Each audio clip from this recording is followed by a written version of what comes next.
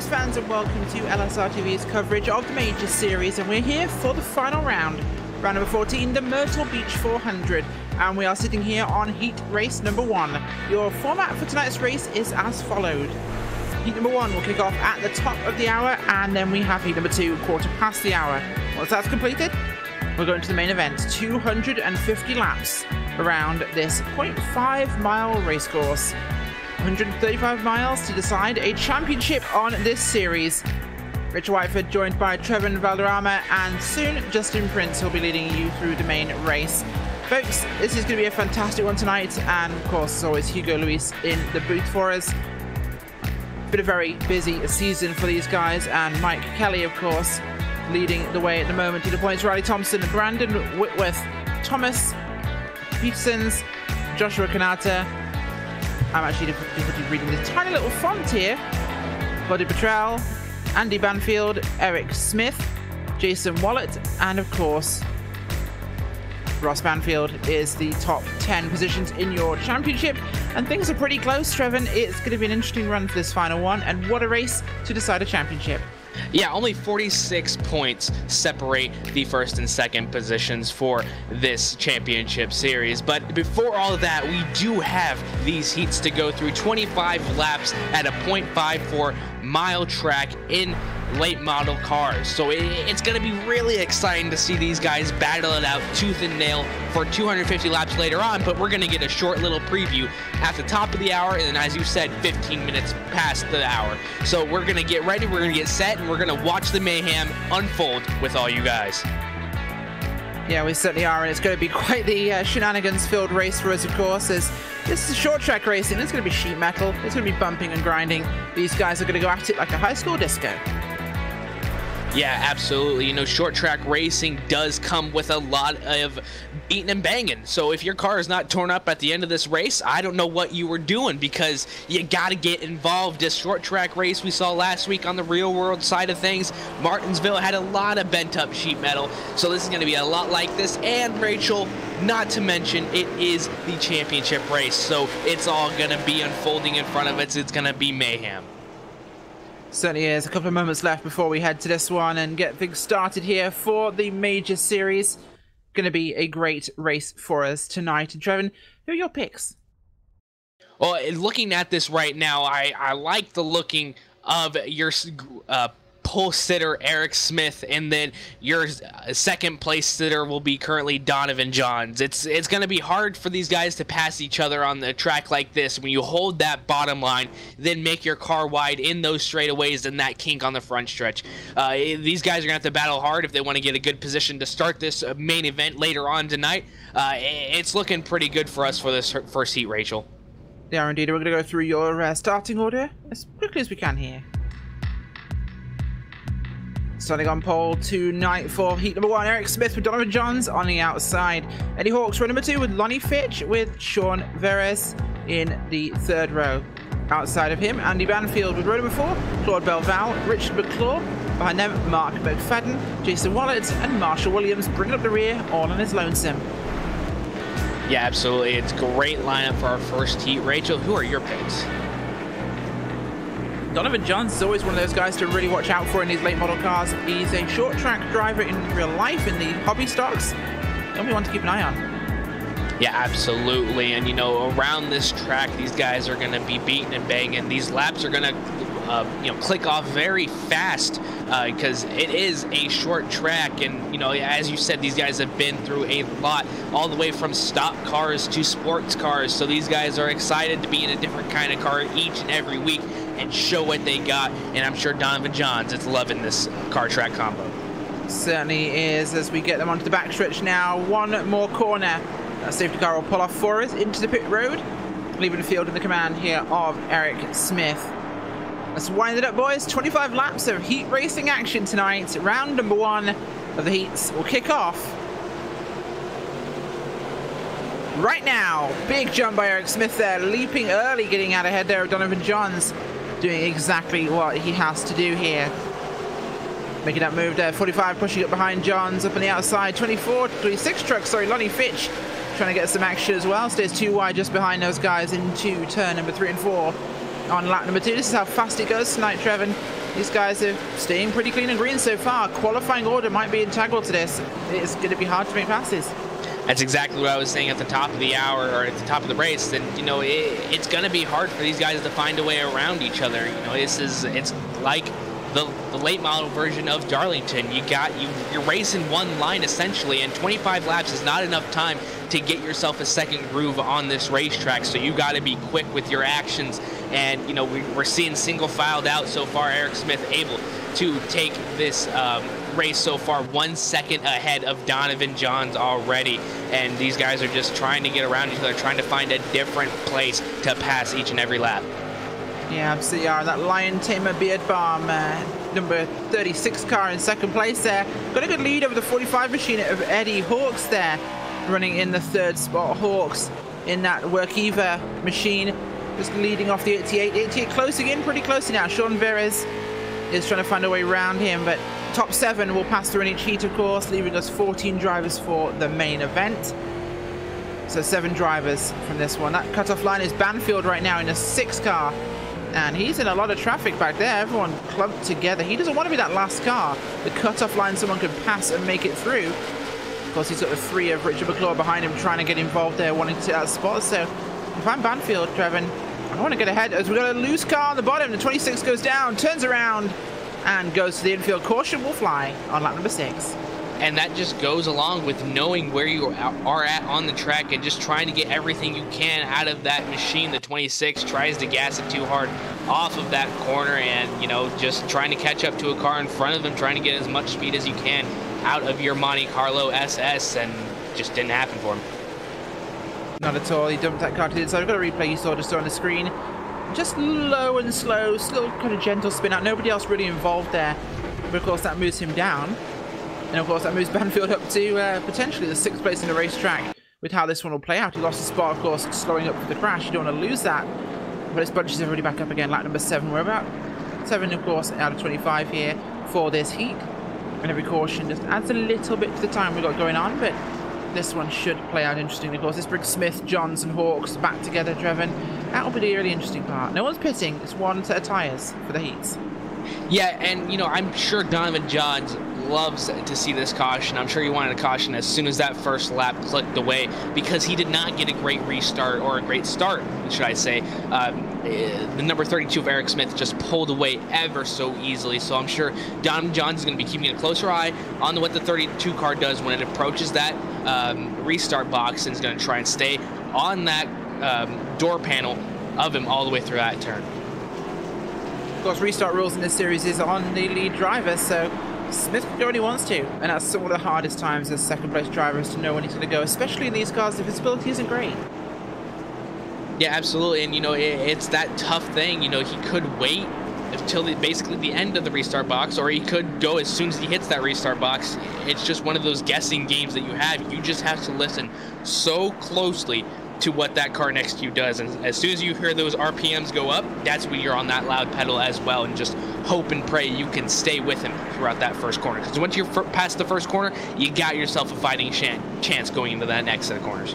Absolutely. My goal always was wait for that back end to dip, and as soon as you see it dip, that's the time to hit it. You've got to be on that thing super quick, and this is where the guys, of course, with triple monitors, of course, have an advantage over virtual reality over the old single screen pilots, but we're stacked and racked ready for the second restart, or the second start, I should say, of the night, the first restart. Field back in hand of Eric Smith. We'll see if Johns can make a better launch of it this time by. Through 3 and 4 they come. They're staying very racked and stacked. The whole field bunched up together nice and tight. He drops back and he goes. That's a very telling mark there as they get turned behind Johns. Johns gets dumped as well. The field are junk. Johns has been flipped. Everyone's turned around. That is a big problem off that restart, and we look back at the replay to see exactly what happened there. And this falls back, I believe, to the 45 car. Well, I don't think he does actually. No, the 88 drifts down Sean Verez, I think. Yeah, they just both collide. It's just one of those racing deals where one's going up, one's going down, trying to get as much as they can out of this restart. And unfortunately, it was at the beginning of that, and at a short track, you really have nowhere else to go. Unfortunately, our flip count is at 1 for the night thus far. But, you know, it's one of those racing deals, Rachel. You know, you're fighting for your life into this next main event, and it's the championship race. You're trying to get everything that you can. Certainly are, and unfortunately, it looks like the three forgot to turn off his tyre and fuel service at the pit stop because he got his fast repair. But unfortunately, he's getting everything else he didn't want, which will cost him some time. Johns is back out on the track, of course. That gets him back up to speed. And he, of course, he's staying in the top 7. That's the important part. He's staying out rather than going in, even though he flipped. Lion Tim Beardcare, I should say, is heading to pit road now to get a service himself, get himself a repair. And these guys all need to stay in that lead lap. They've got a chance to race this one, but this is not what these guys need. And remember, we've only got 15 minutes to get totally this round in. I don't think they really allotted enough time for us to get all the heat races in for this one, because something tells me this is not going to be over in 8 minutes. No, absolutely not. You know, these guys are just trying. They know the amount of pressure they're under. They know what is at stake here at the end of this race, and with 10 laps to go, it's only going to get more and more. The pressure's going to get heated. I'm surprised it was in the beginning of this field, because all these guys are set in stone. They are good to go. If they did not wreck, they would have had a great shot of advancing into that. But now, since all of that just happened, the cutoff line is 7. Donovan Johns, Claude Belval, Eddie Hawks, Richard McClure, they are all in deep jeopardy of losing out on that main event. And that's the funny irony part of this thing, is that, you know, if they'd all have stayed in line and raced, they'd have locked themselves in. Little cabal of 7 of them. Just organize it. Let's get in. Race it on a big event. Now, this time it's, yeah, we all want to race because we all want to win the event that doesn't actually count for anything. Yeah, let's go and make some moves. It's definitely shaking up the running order at the moment, and we'll have to see how this restart does play out. We have to move people up, of course. People like Banfield, Wallet, Williams, McFadden, Fitch, they're all smiling. I mean, I've got to say, Banfield's probably the one that's smiling. He was on the cutoff line the most. Wallet and Williams too, 10th and 11th on the grid. They're happy now. They're running in the top 5. Yeah, and that's exactly how fast things can change at a short track, Rachel. You know, you never give up hope, because things can change in a blink of an eye on these kinds of tracks, whether it's a little blowout into the corner, into the wall, or a restart calamity that we just saw. So it's never over until that checkered flag waves. Absolutely not. And of course, we're going to see it happen this time by. We'll see how the field can get racked and stacked again to go for another 9 laps on this race. And we'll see what they can pull out of the bag, because it's running out of time. Running out of time, indeed. And, you know, the mindset of Donovan Johns, Claude Belval, and all the other guys below that cutoff line is, let's just get 1 position. Let's get 2 positions. It's really a thing of a panic situation now, because they know they have less than 10 laps to go here, and Eric Smith and all the other guys back all the way to Mark McFadden, they just want to keep that position, so they're going to be fighting harder, knowing that they have the chance to make it into that main event. Absolutely, and we'll see exactly that from these guys in this moment as the pace car's off. And there they go, an early start there by Smith, jumping there on Veres.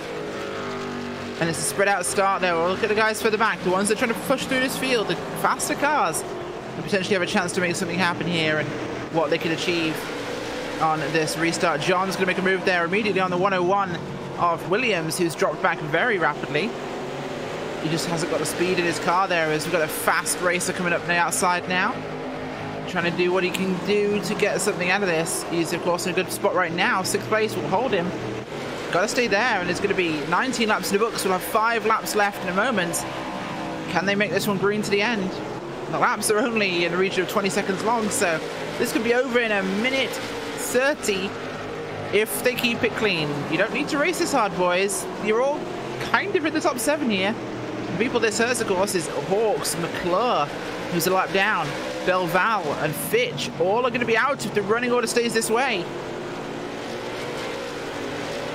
This is definitely becoming interesting, as coming to the line as cars cut up and down, trying to get in the way of things. Oh, Johns gets turned by the 3. We're going to have a caution, which will end this race. Unnecessary racing from the guy who was in 7th place, Marshall Williams there. I gotta say, Marshall Williams, in 7th, he's in. They had 4 laps to do, and then they dumped it. What? Really? You out of your mind? That's just, I'm going to take my commentator hat off right now, Trevor, to say, seriously, stupid, what are you doing? You're locked in and you dumped the guy for 6th place when literally it doesn't matter. that's just the way this goes. You know, it's short track racing. You may have some pent-up frustration from everything going on, and you know, it's really how it goes here, Rachel. It's unfortunate, but you get too close, either it was a mistake or not. It's just the way it happens. Absolutely are, and wow, this has definitely been an interesting one for us so far, but the order will stick as we are now. So what we're going to do in a moment is we are going to be transferring across to heat number 2. We do know this thing will end under the yellow flag. So your order: Eric Smith, Sean Verez, Andy Banfield, Jason Wallet, Mark Faden, Marshall Williams and Lonnie Fitch are the ones that are 1 through 7th locked. There may be some changes in orders going through at the moment, but that's how this one will play out. Unfortunately, Claude Belval, Eddie Hawkes will not make it through, along with Donovan Johns and Richard McClure, who are outside the cut line. As Trevin, I believe you're taking us to session number 2 for the qualifying. Yeah, heat number 2 getting ready to start up in a couple moments time, and you know, just getting word from the major officials that we have on board are all of the people will be making it into that main event. So these heats are just to make you know, the qualifying sessions to get the placements, excuse me, of all these cars for the main event. So trying to get the order done, for that main event happening later on tonight with 250 laps on tap. But getting ready, 46 seconds left in this session practice for this second heat. So getting ready to go. We have about 10 drivers ready to take the green flag here.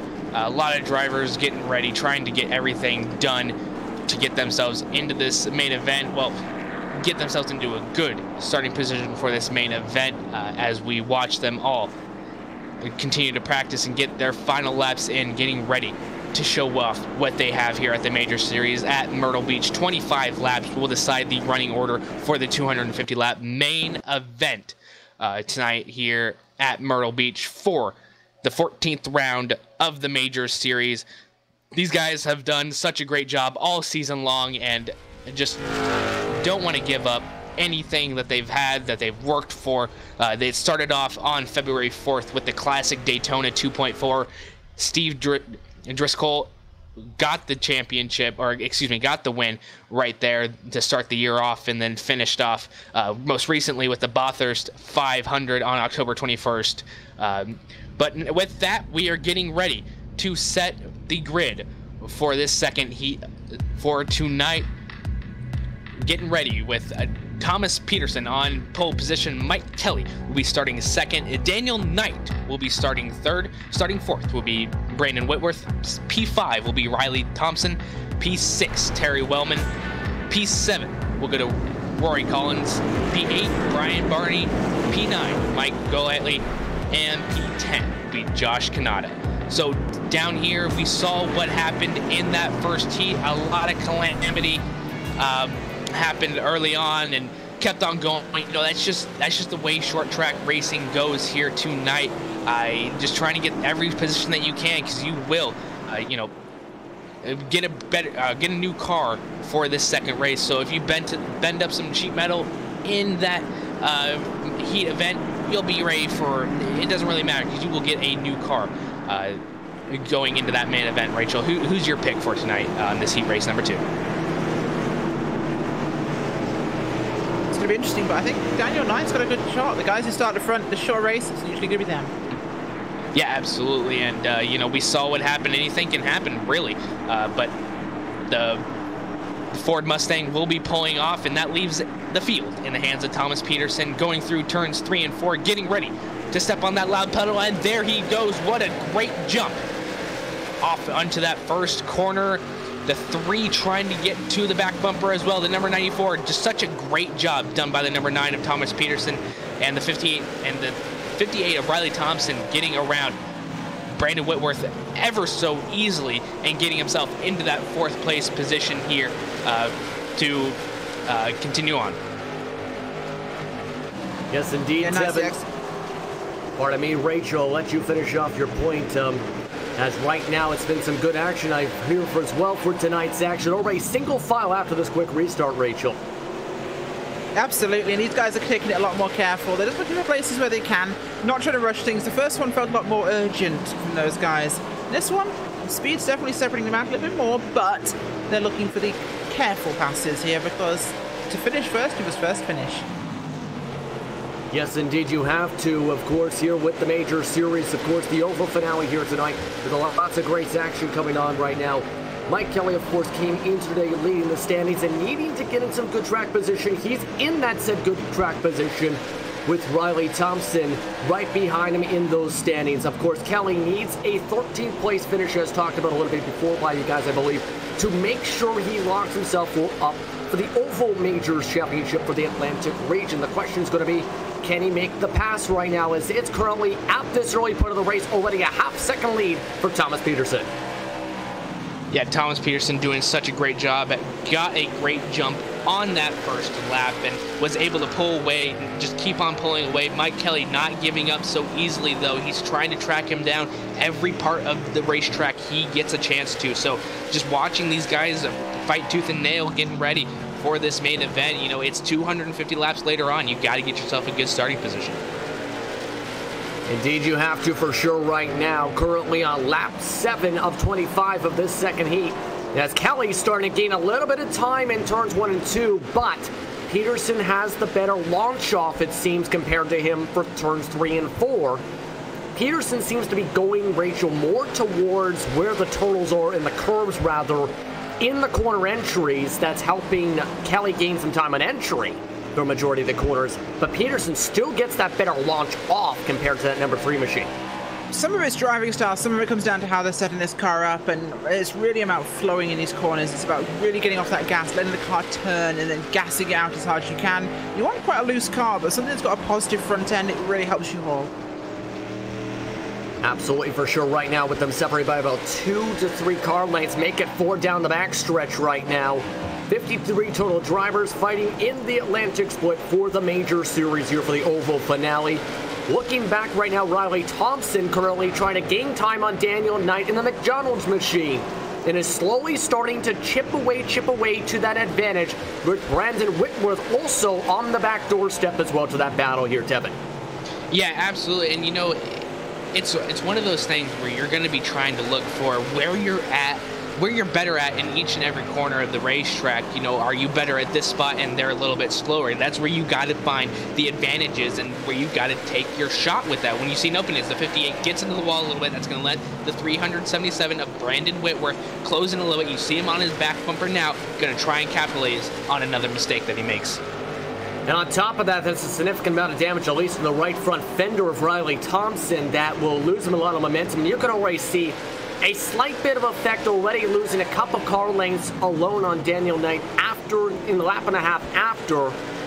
Rachel, do you think that will affect the drivers at all if they get damaged like that as the night goes on, potentially? In the main event, absolutely. And this, not so much. He might lose a spot or so, but it shouldn't cost him too much. We're over halfway now. You can just hold on. He's good. I mean, you can block for 10 laps around a place like this.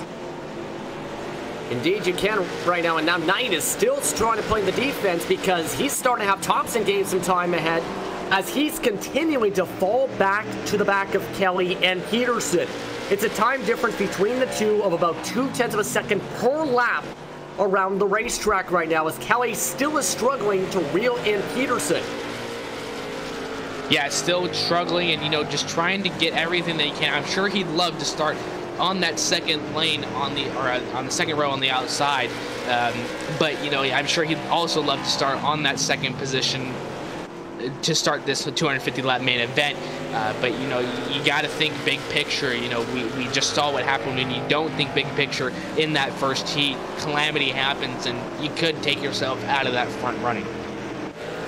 A very strong point. We have seen so many drivers in multiple different series across the iRacing service think big picture, end up losing a championship. Same situation, of course, if you remember, happened with the iRacing Esports Series. Look at the battle, though, for fourth spot with Riley Thompson. He's got the run on Daniel Knight. Slides up the track a touch. Knight comes down and diamonds off turn number 2 and pulls away on the exit. Thompson's ready to chomp in. Whitworth's ready to chomp back at Thompson. Yeah, fantastic moves there from those guys. Just getting it done right here. Been a little bit dicey, a little bit of spice into the racing, but they're being careful about it, which is the important part. Now Thompson forced to the high side, cuts off Whitworth though to defend the 4th spot. So Thompson still holding on for the time being thanks to that run on the exit of turn 2, but it's getting even more and more difficult because Whitworth has an undamaged car. Thompson, you talked about the possibility of losing a spot from damage in these heat races, is starting to potentially lose that coming to 6 to go. Yeah, he's giving everything that he's got with his little torn up machine, but you got to keep on pressing on. Can't let Brandon Whitworth get to your back bumper. You can't let the fact that he is right there destroy the fact that you're trying to run down Daniel Knight in front of you, because as soon as you let him get in your mind, you will start making more mistakes. And we saw what happened when you make mistakes, and you just got to keep on going. Got to keep your race, got to keep on running your line, and got to keep on pressing on. 5 laps to go for this heat at Myrtle Beach Speedway as the sun continues to set on down, as Thompson has a bit of a checkup, holds up Whitworth for that 4th spot, and backs off once again the back bumper of Knight. Knight continues to see this unfold. What do you think's going through his mind as he sees Thompson and Whitworth both fighting as hard as they are to not only get by him, but fight each other? Well, if I'm the 94, it's exactly what I want to see. I want to see the 58 and the 337 at each other's throats because it slows them down from looking at me. Right now, the 58 is the 94's tail gunner. He is protecting him by fighting the 337, or 377, I should say, of Whitworth, and that's exactly what he needs to have happen. Catch Peterson? Unlikely. Kelly is right on him, but the gap between Kelly, of course, and Knight is 3 seconds. On a short track, that is an eternity. And it's basically 2 fights we have here. Mike Kelly, he knows second place is fine. It's a long race in the main. Starting on the 3rd row or 2nd row, not a big deal. That is absolutely fine. You are well out of the derp zone. You're in a safe place as this battler behind him, 3rd, 4th, 5th, that's getting a bit spicier. Yeah, this is going to get interesting with the white flag waving up at the flag stand now for Thomas Peterson. Mike Kelly still has been trying to reel him on in. They've been trading fastest lap times for the past 3 laps. Kelly just cannot get to where he needs to. Thomas Peterson gets the run once again out of turn number 2. He'll ride the bottom once again for turn 3. Kelly gains some time in the apex, but Peterson gets the launch. He'll win heat race number 2 at Myrtle Beach. 2nd, Kelly. Knight 3rd, with Thompson and Whitworth finishing in the top 5. And that just goes to show how critical it is to start on that front row, because we saw Thomas Peterson get such a great jump off that start of the race, and he just led every single one before that. But finishing 6th will be Roy Collins. 7th, that might go lightly. P8 will go to Terry Willman. P9 will go to Josh Kanata, and P10 will go to Brian Barney. In a very competitive heat we've seen right there, and what is continuing to be some great action we're seeing at this racetrack. If you're some of these drivers, what do you take away heading into the next portions of tonight's events? Patience is the #1 word to think about for this. Be patient. You've got a lot of laps in this thing. 250. You gotta be careful. Really careful. And Tevin, how do you counter that to prepare for the 250 laps?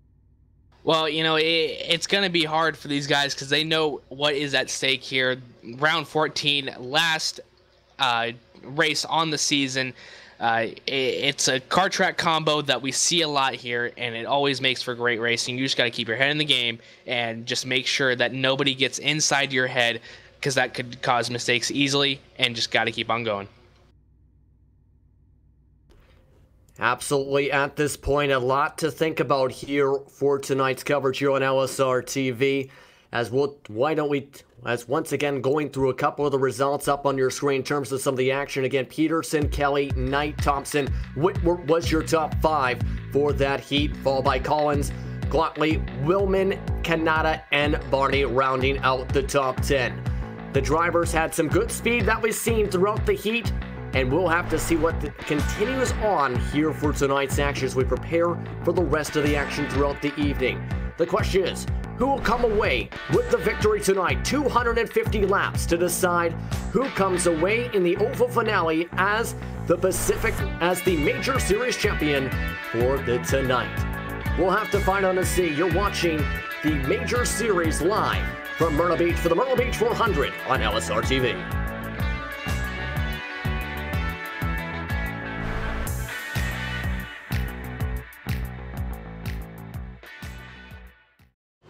The speed difference is going to be quite in favor of these guys you're on board with, but you cannot afford to hesitate at all. You are going to have to go, make that move, and be confident in it the first time around. If the pace stays the same, Ryan Luza is going to catch Ray Alfala. You can see the red Ford Fusion getting bigger and bigger every single time by, but catching a three-time world champion and passing a three-time world champion are two very different tasks. And well, yes, Luza has been better on the longer runs tonight, and I think that gives him the advantage. Ray Alfala is going to give it 110% to make that car as wide as this racetrack. I talked about the fact that a lot of these competitors will try to, in much as they can, not affect this championship situation. Ray and Ryan started reeling in those top four. Two of them just peeled off down onto pit road. It's Andre and Sheldon, the only two that have to come down pit road currently as we approach that 10 lap to go marker. Lap car, Joe Letter Yellow. Ray's able to get by him. Next is Ryan Luza, and he's going to get that job done as well. So Ryan still ekes closer and closer and closer as we near that 10 to go marker. This is going to be a crazy run to the finish as they're going to start lap 155. Still waiting on what Ottinger and Shelton are going to do. Certainly they are going to have to pit. Really no change the last time by. It is still a half second between Ray Alfala and Ryan Michael Luza. Ray down to the inside. He gets around Shelton. That is for position. The 12 is slow. You'll see the 6 dive to the inside. Luza gets by also. Catching that 12, though, quarter entry going to hurt him a little bit. Not going to be a great trip through 3 and 4 for the driver of the 6 machine. Yeah, not great right there. Just that little bit of extra time could be really, really important. As these guys head down the front straightaway, that's going to give Ray maybe the time that he needs. Lap 156 of 167. Currently getting logged, and the gap is about half a second. 0.54 is what it was as he was, excuse me, let's take that back. It was roughly half a second last time through. As the 05 and Nick Ottinger, he's going to peel off onto pit road. He will not be a concern, and it is all clear track in front of the 6 and the 2 from here. Watch the 05. He's going to overshoot the pit road entry, and Nick Ottinger is going to catch that car, but he nearly came up and onto the racetrack, and that would have been a big issue for some of the cars at speed. For the play for the race win, and that gamble not going to pay off as Ottinger is forced down to pit road. We can have a playoff format. We can give you the ingredients for a battle for the win in the championship, and sometimes it just doesn't work out. It's not in the cards. That is not the case tonight from Homestead Miami Speedway. What you are looking at is a battle for the race win and a battle for the 2018 championship with just 10 laps left to go. Saw in the last 2 laps before the previous one, Ray had actually opened up the gap. Last lap, 0.074. The lap after that, 0.06. So about a 10th and a half is what Luza was able to reel in. I think he might be able to get there, but will he be able to actually make a move based on the way the pace has sort of dropped off and plateaued on those tires? They run through 3 and 4 and get ready to come down onto the front straightaway. Inside 10 laps to go on the series, and Ryan Michael Luza has about 10 car lengths that he needs to try to reel in. How bad do you want this? Not only, of course, the championship on the line, and if you take the title in this, you are a NASCAR champion, no doubt. You get a NASCAR championship ring. You'll be on the stage at NASCAR championship weekend at Homestead Miami Speedway. But these top 2 drivers know that. They've been there, done that. All of that on top of the $10,000 prize that can only go to one of the 2 drivers that you see coming out of turn number 4 down. So I'm not going to say it's going to get physical, but there's a chance that you really drive it hard into the quarter. Don't count out Michael Conti, who is in 3rd position, and if something were to happen up front, would be the driver to pick up the pieces as he sits about 5 seconds off of them. But Luza is no longer making up the time lap by lap that he needs to. It is balanced out there at that 5 car length gap. The dirty air is going to be something that this 6 car has to deal with. I talked about the fact, by the way, that they may not have to deal with lap cars in front of them. They may have to deal with lap cars behind them, because you have the 05 of Nick Andre, who just came down off of pit road. He's going to have some new tires and is going to be very, very, very fast. You also have Corey Vincent behind, who's in a similar situation. So those two, they may get involved in this fight, as it's going to be 6 laps to go when they get to the line. And the 6 machine closed a little bit there. You saw he ran higher on the racetrack down at 1 and 2, and he is now lower than Alfala at this end of the racetrack in quarters 3 and 4. Lap time for the 2 car, a 32.463. It was a 32.399 for Luza. He's made up a 10th the last 2 times around, and he is trying to wind that car up on the outside of the racetrack. As this tie by, they will look for 5 laps to go, and there are 3 faster lapped cars behind him. Do those drivers dare step near, or do they hang back? Luza the closest he's been now in 30 laps. To come off of turn 4 as we get ready to get that signal of 5 laps to go. Ryan Luza was close. He didn't get a great run off of turn 4 though, but he sends it into 1 and 2 all the way down to the white line. The 6 is trying everything he can on those slightly new tires, just trying to find any clean air. He's going to lose a little ground as he nearly finds the wall off of 2. That's going to give Ray about half a car length down into turns number 3 and 4. And now another important point of this race comes, Evan, because if we get a caution, the race will be over, and it will be whoever leads will win the championship. It is that point to no return. There is no overtime in a NASCAR Peak Antifreeze iRacing Series. We either race to the checkered or a yellow flag is going to end this one. Ryan Luza way up the hill, going to look for the big run coming out of quarter 2 and so tight to the outside wall, but he gets the speed that he was looking for. 2.5 car lengths now down into quarter number 3, but we have seen these fights go side by side for so many laps. Luza's got to get to him before he can worry about passing him.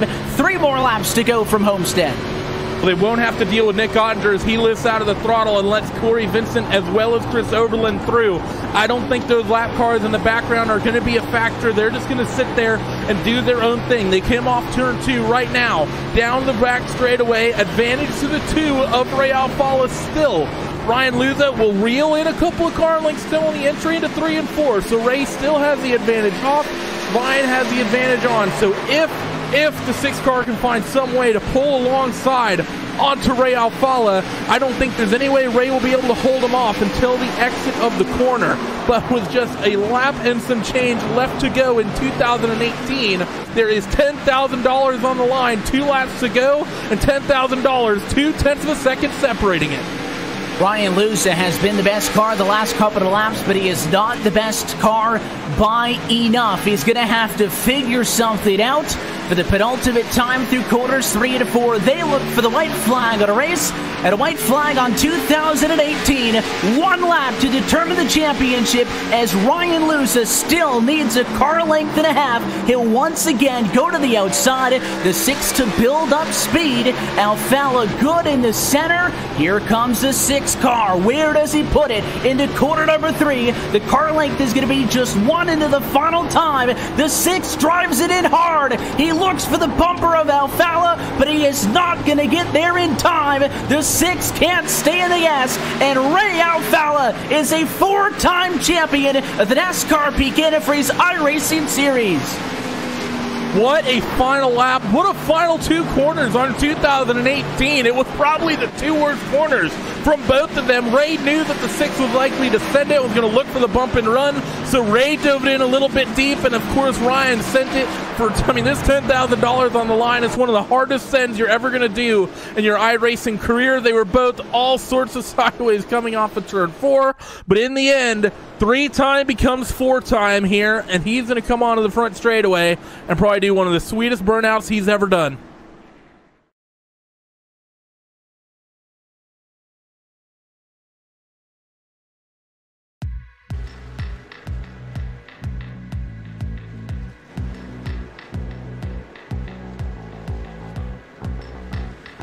You hear that music?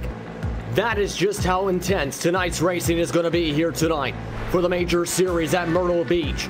The Myrtle Beach 400 is just moments away from getting back underway for tonight's A-Main 250 laps around this just over half-mile circuit. I'm Justin Prince. Alongside of the booth tonight is Tevin Vanderama, along with Rachel Whiteford, for what will be a thrilling 250 laps to decide who will be the Oval Series champion for the Atlantic. We've seen some thrilling heats to decide the race grid for tonight, and now the drivers are getting all set to go to race under the lights to decide who will come out as this year's winner of this final race of the 2018 season. Tevin, there's been a lot of challenges. The first race had a lot of crashes. The second race was controlled by good pace right from the get-go from Peterson. Now, the question is going to be, who will be the one to come out on top, Tevin? Well, you know, we see a lot of races on short tracks on LSRTV, especially at Myrtle Beach we've seen in the past, and it's really been dictated by how this race is started and who is starting on that pole position and who's able to get a great lead out to this, because it's really hard. We've seen both heat races. It's really hard to pass on this track. So, you know, with the maximized car count and the two different driving styles that we've seen in both heat races are now into one. So I'm really excited to see how both of those play out for the rest of the night. Absolutely, for sure. Right now, the tracks are currently going around the track and making sure they're all ready to go as they have just a few seconds to warm up. Rachel, some good drivers we've seen today. What do you think some of the challenges will be now going from the day circuit take time to a very slick and cold 66 degrees for nighttime? Well, the temperature of the tires is going to be a critical component, of course. The track will be cooler, and it will take a lot longer to build up heat and rubber. So those guys will have to take that into account, which means the groove will be slower to move. So we're going to have some fairly single-track racing for the first probably 50 laps, and things will start to spice up as we get some temperature. And we'll see how things spice out tonight as the drivers finish up their practice laps and get ready for tonight's starting grid. Let's take a look who will be starting up at the front for today's race. After a strong run in the first qualifying heat, Enrique Smith will start on the front row alongside Thomas Peterson, who is able to pull away from the man in the third spot tonight, Mike Kelly, who is still in the fight for the overall Mario Andretti Award while securing the Legends title earlier on this year. Daniel Knight will start in the fourth spot, with Andy Banford rounding out the top five, Tevin. Riley Thompson will be starting P6. P7 will go to Jason Wallet. P8 will go to Brandon Whitworth. P9 will go to Rory Collins.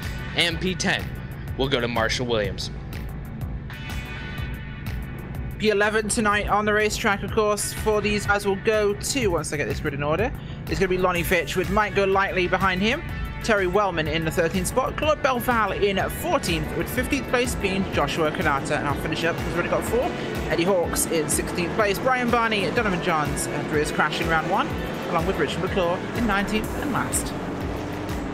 So that's 19 drivers who have made it to the starting grid for tonight's action to round out the oval schedule for the Atlantic schedule for the Atlantic Majors.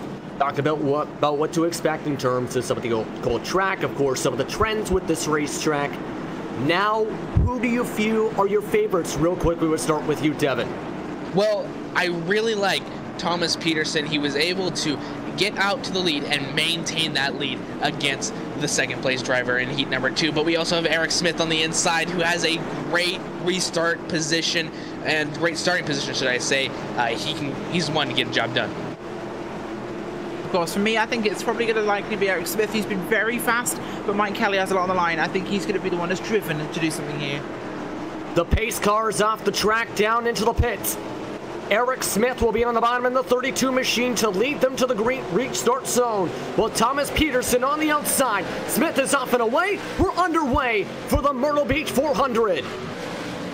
250 laps to go here at Myrtle Beach. We're already having some beat and banging between the 58 of Riley Thompson and the number 6. I believe that is Andy Banfield as well, but everything else is clean and green. The 9 of Thomas Peterson right on that back bumper of Eric Smith, still not letting him get away. Mike Kelly also sitting pretty in third place. And after that slight contact, everyone else really for the entire top 10 has singled themselves to single file. as Peterson really keeping up, pardon me, with the pace of Eric Smith in the early going of this race. Still a ways to go here. You don't want to overdrive these tires. The fuel can last 170 laps in a green flag run, but the tires are going to become a major factor as the laps continue to tick by. Oh, the tires will be changed far more regularly than that, but the tires of these things take a long time to change. Quite a lot longer than most cars, so that will be a big factor for these guys. Of course, fuel, that can be 40 seconds to gas up in pit road, so they're going to have to think really hard about when they want to do that. However, for this point, Eric Smith really strong showing in the early moments. Peterson and Kelly sticking with him here. The gap opening up behind him now with the 94 being passed now. The low side of 58 of Thomas Riley Thompson gets a good look here. They're already together. Of course, these three ran together in the second heat race. They're very similar on speed. 337 goes through while the 94 is held high. And Knight forced up towards the wall. Thompson, a pass that took, including the heat total, 30 laps to try and get by.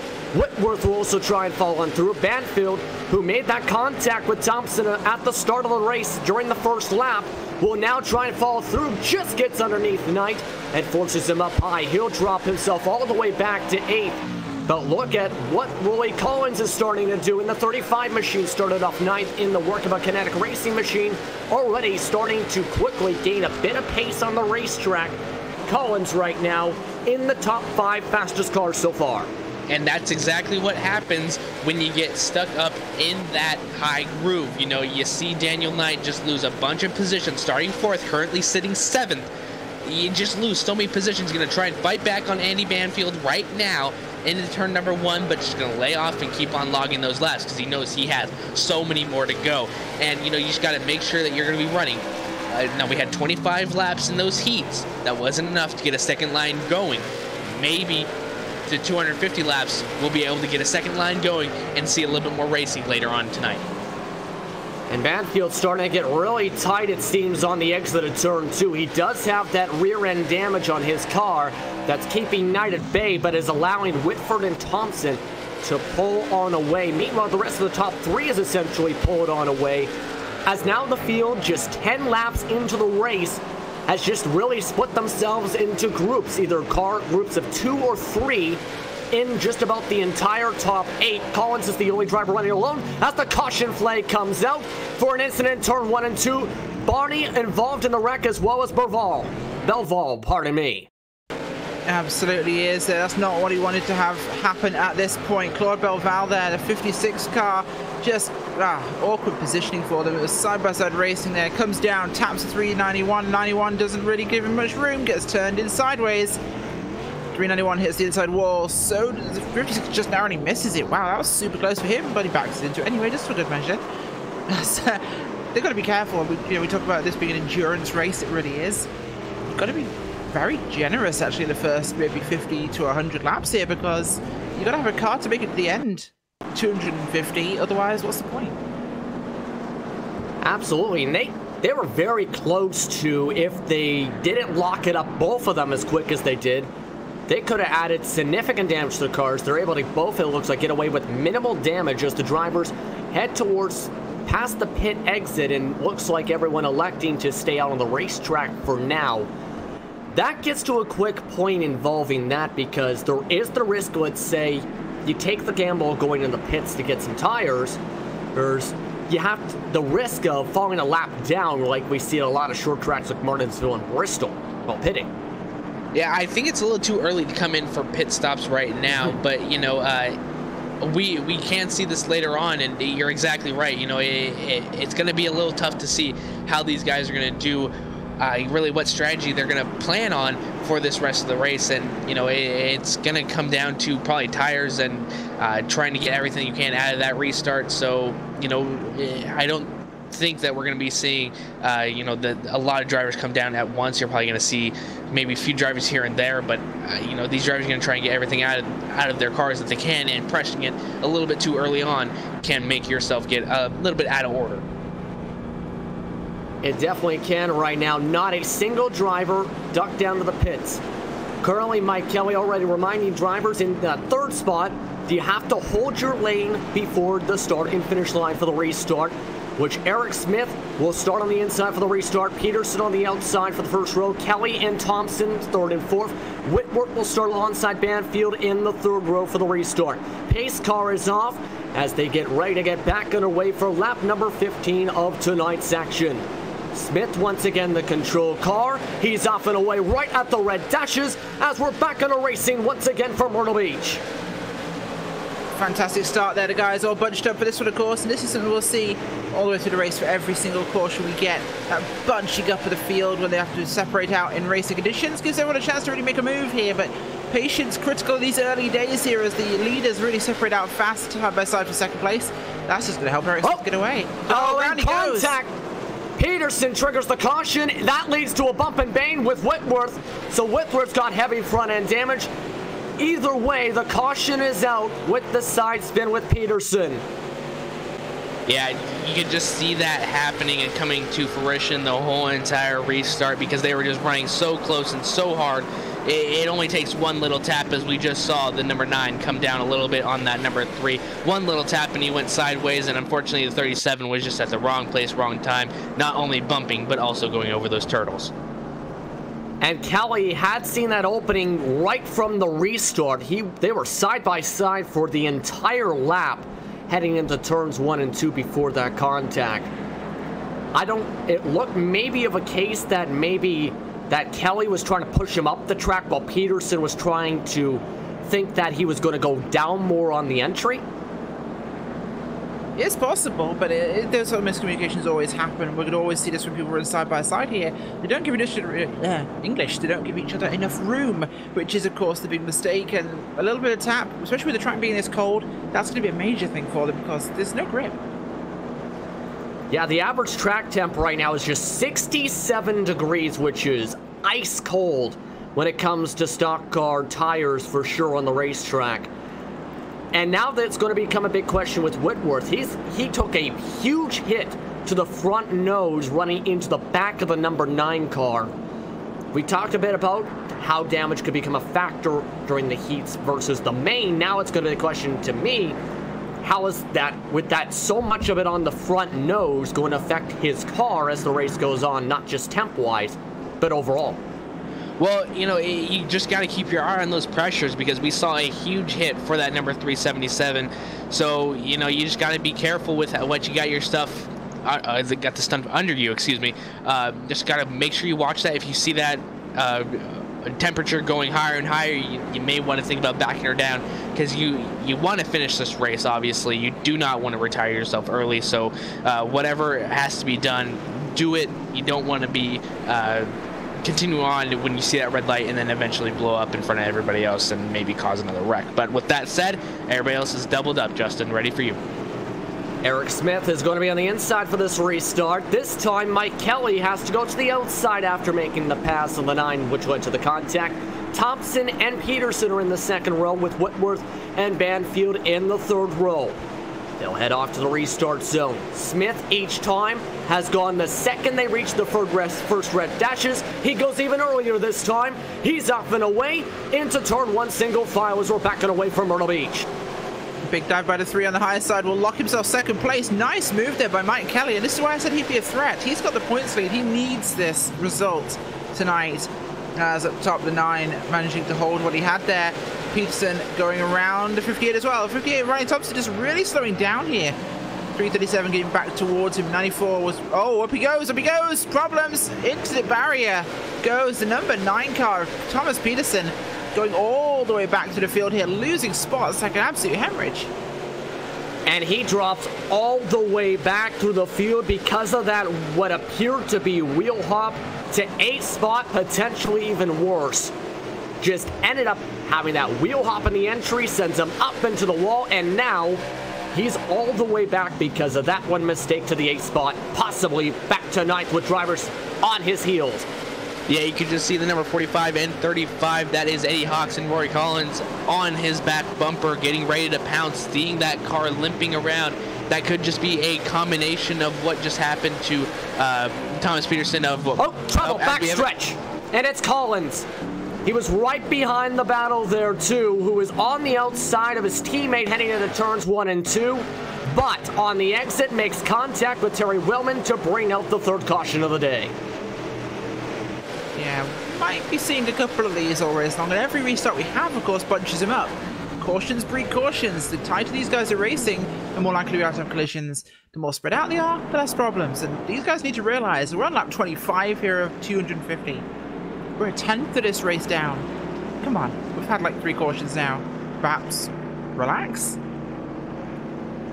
I think that's the same thing if I was in this race I'd be saying too to myself and probably everyone else around me.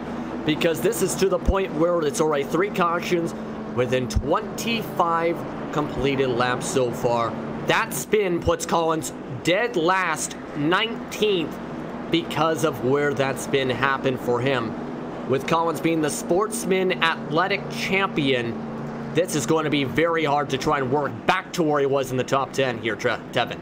Yeah, absolutely. And, you know, it's not only making the commentators frustrated because we just want to see some green flag laps. We want to see some great racing from these guys because we know that these guys can produce such great racing under green flag conditions. It's making these guys on track extremely aggravated, and that does not help the cautions breeding caution. They want to stretch their legs out. They do not like pacing under these yellow flag conditions. They just want to get racing, and that's really what's lending a hand to also these cautions because they're trying everything that they can to get out of their cars because they don't know when that next caution is coming out. It could be 1 lap, it could be 17 laps. They are trying to get everything that they can in a short amount of time. And this gets to where not a single car, even with damage on some of these drivers, has made a move towards pit lane. When it's these kind of races, that's the way it kind of trends towards as the pace lights are off on the pace car once again here, Rachel. Yeah, they are. It's time to get ready to get this thing wound up to 11. We'll see if Smith goes with his textbook move here out of 4. As soon as he hits those red lines, he's going to wait for 3 to actually accelerate possibly and get that jump again. That's one of those little tricks you kind of want to go for, of course, is wait for the guy to come up alongside you. As soon as he lifts off the gas, you're out of there. We'll see what he does this time by. The 3 is creeping up alongside him. And he's past the first of the red marks. He goes back to the front. This time a little bit later compared to the last restart, but sets up Kelly, who's able to get back to the bottom quickly in front of Riley Thompson. Side-by-side battle now forming up because of that restart with Whitworth on the high side and Knight on the inside for the battle for 4th, as Whitworth now has to deal with Banford as well as they head back down the front stretch. Down the front stretch they go. The number 94, Daniel Light, trying to get under that number 377 of Brandon Whitworth. Not going to be able to get it done this time by, but he's going to keep on trailing and seeking for that. Meanwhile, a little bit back further, you have the 77 of Mike Golightly and the number 9 of Thomas Peterson, trying to make up positions that he lost earlier on in that last little stint that they had. You see him trying to work that top side 3 wide. The 45 season opening, that's Eddie Hawks on the bottom of Mike Golightly. He's going to take that position, and he's going to leave, the number 77, Mike Golightly, further back in the field. And Golightly, I think at that point said, no way am I going 3 wide on lap 32, and backed out in a smart move. He's now dropping back a bit with the inside line being left open as Terry Wellman would go for the move. And there's a lot of aggressive racing going on even this early on right after the restart, because I think for these drivers, Rachel, you never know when there's going to be the caution and you don't want to give up track position if things settle on down for, say, a 100 lap run. To be honest, a little bit of track position isn't going to hurt. If you've got a faster car, save some tyres. You're not going to be as in the caution here, and if you save some tyres, you also can have some for later in the run and pass those cars. So patience is actually a major virtue at this phase of the race. There's no point racing this aggressively when we're 34 laps in, because they're just going to end up doing this. Oh, 46 got a tap there. That was the 37 of Wellman, who just gave him a little bump, and that's the unnecessary kind of closeness I'm talking about. These guys are just getting too close to each other in the corners, and they're starting to wiggle each other. Jason Wallet just got a huge shot to the back bumper, so there's a huge dent right down the center of his said bumper. And I agree with you. There's a lot of aggression so far. A lot of drivers not being patient with some of the driving right now on the racetrack, heading to lap 46 of 250 as they continue to bottle themselves up across the racetrack right now. The top 3 really, top 4 rather, is just pulled away from the rest of the train of cars starting to form up. with Knight rounding out the top 5 here at Trevin. Yeah, and this is really going back to what I said earlier at the top of the hour for this race. You know, it's the two different driving styles that we had in both heats merging into one. You know, you had those guys in that second heat who were relaxed and getting through this. The first guys in the heat really wanted to attack and wanted to get every position that they can every possible way. So now you're starting to see that all into one. So it's causing a little bit more chaos, but I think if they can get themselves single filed and making passes one car for one car, it'll be a little bit better. Absolutely right now. The drivers right now all single file on the entire racetrack and trying to position themselves up for possible passes, as everyone's really just started to calm on down. Peterson, though, one of the drivers, it looks like, trying to gain back some of the time he's lost. Remember, he started off in the second spot after winning the second heat race, slowly closing back in, slowly pulling away from Banfield, and slowly moving away from the train of cars that is starting to build up for the positions right on back. Yeah, it certainly is, and this is that patience we need to see in this race so far, and the guys are starting to spread out a bit. Smith 1.2 seconds ahead of Kelly, just running the lap times. So both of them have got good gaps. Thompson and Brandon Whitworth close together. Behind that, we've got the little pairs forming again. Those pairs are what we want to see. We want to see 1 and 2 as the caution comes out again. What a surprise. Nice, the 56 car, Claude Belval. Yes, and he actually went and turned it around right near where the leaves were coming. It looks like, based on what you'll see on the replay, Brian Barney gave him a bit of a love tap and ends up swinging hard right. No contact with AR cars, though, and he'll be able to just stay on the lead lap. Yeah, and, you know, you just got to be careful with everything that you do here tonight in this race. You got 250 laps, actually closer to 200 now, but still, that's a large amount. And I think that just had to do with different kind of braking points that these guys have. It's happened to me before. You brake somewhere else where somebody didn't before, and they get in the back of you, and you're setting a little ride. You just got to make sure you know. Other people have different braking points, and you just got to be so careful. Just a quick point before you come in, Justin, but this is something I want to say to you, Trevin. This goes back to the fundamentals of iRacing and the fundamentals of people racing full stop. Any idiot can be fast. It's not hard. It's all technique. So any idiot could go fast in a race car. Racing is a different matter entirely. A good racer and a fast driver are not the same thing. They can be both. And they can be either. And one of the critical components of actually being a racing driver is to be able to race around other cars. People constantly slamming into the back bumper each other in corners because they don't know the other person's braking point is called bad driving. I don't care if you're fast in the car in front of them, but if you can't go past them, you certainly can't go through them. That is an excellent point. Sorry for the rant. No, that is actually an excellent point that I've heard in the past before, and it's an excellent point to emphasize this, because for these drivers, there's, as you mentioned, the different styles. Once there's a long run, though, the drivers have to think, okay, it will take me multiple laps to set on up and become a good racer. Having a fast car and trying to blaze your way through the field is not going to just is not only going to just burn up your tires, it will end up possibly causing incidents like we've seen a couple times tonight.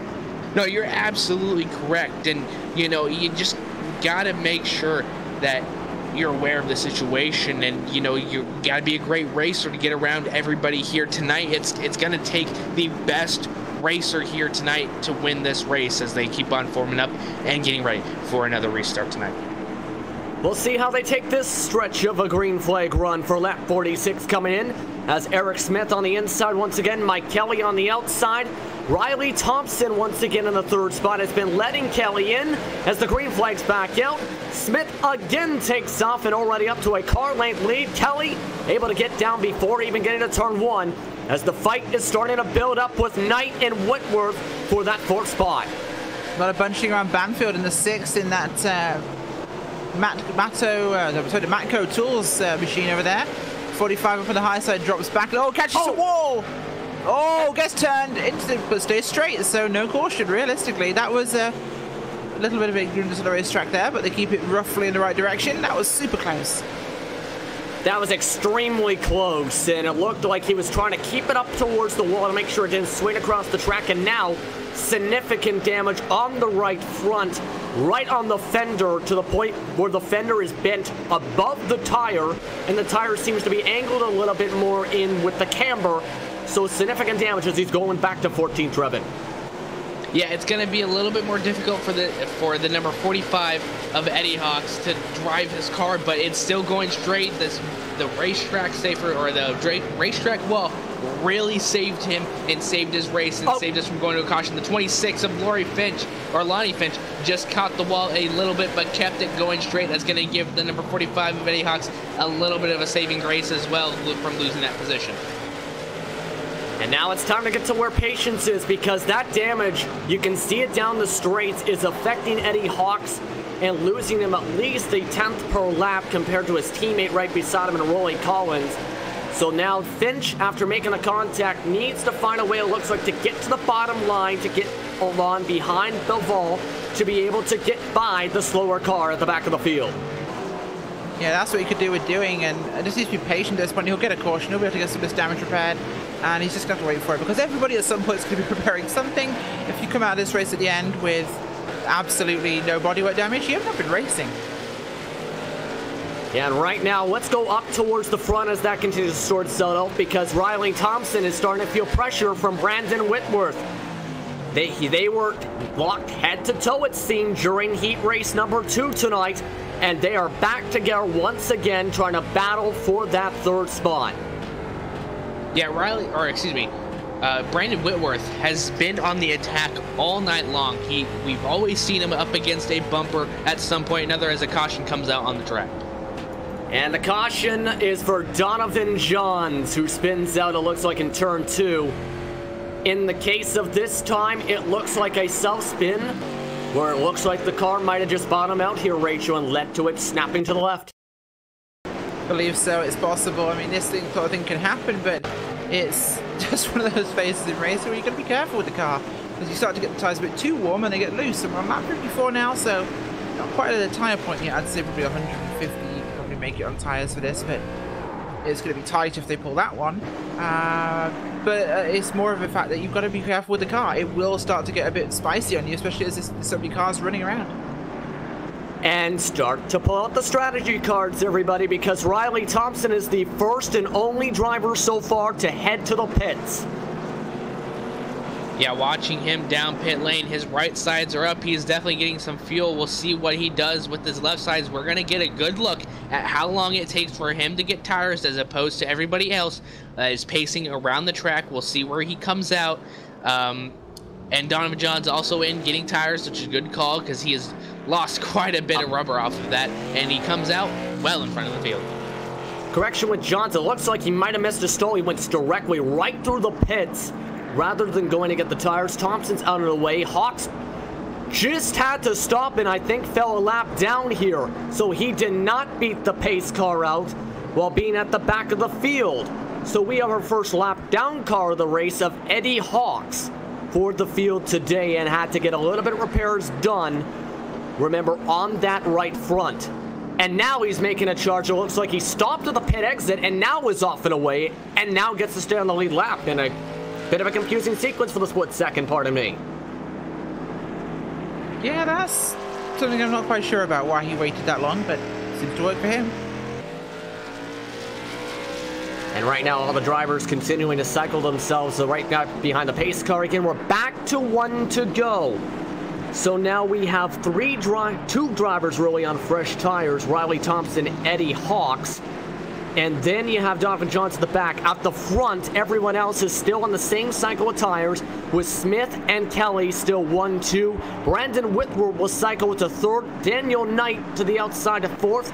With Peterson running with the top 5. Terry Wellman's at the highest spot of his race so far in the 6th position.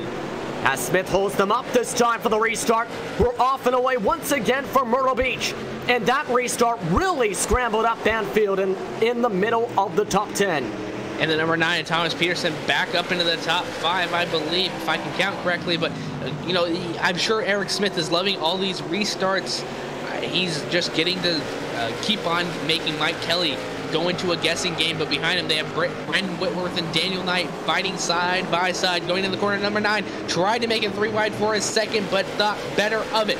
Did not want to lose any more positions than he has already tonight, so he's going to hang out, watch these guys fight it out, and he is in the catbird seat to take both of these positions away. Yeah, in a great position with Knight, who has struggled at times throughout the evening on the high side, being pushed up the track by Whitworth, opening up the door for Peterson. He just can't get the run quite yet to get under the quarter panel as he'll dive it back into turn 3. They'll be side by side once again at a turn number 4 with Wellman now looking to try and get a run on the back of both of them as they head back into 1.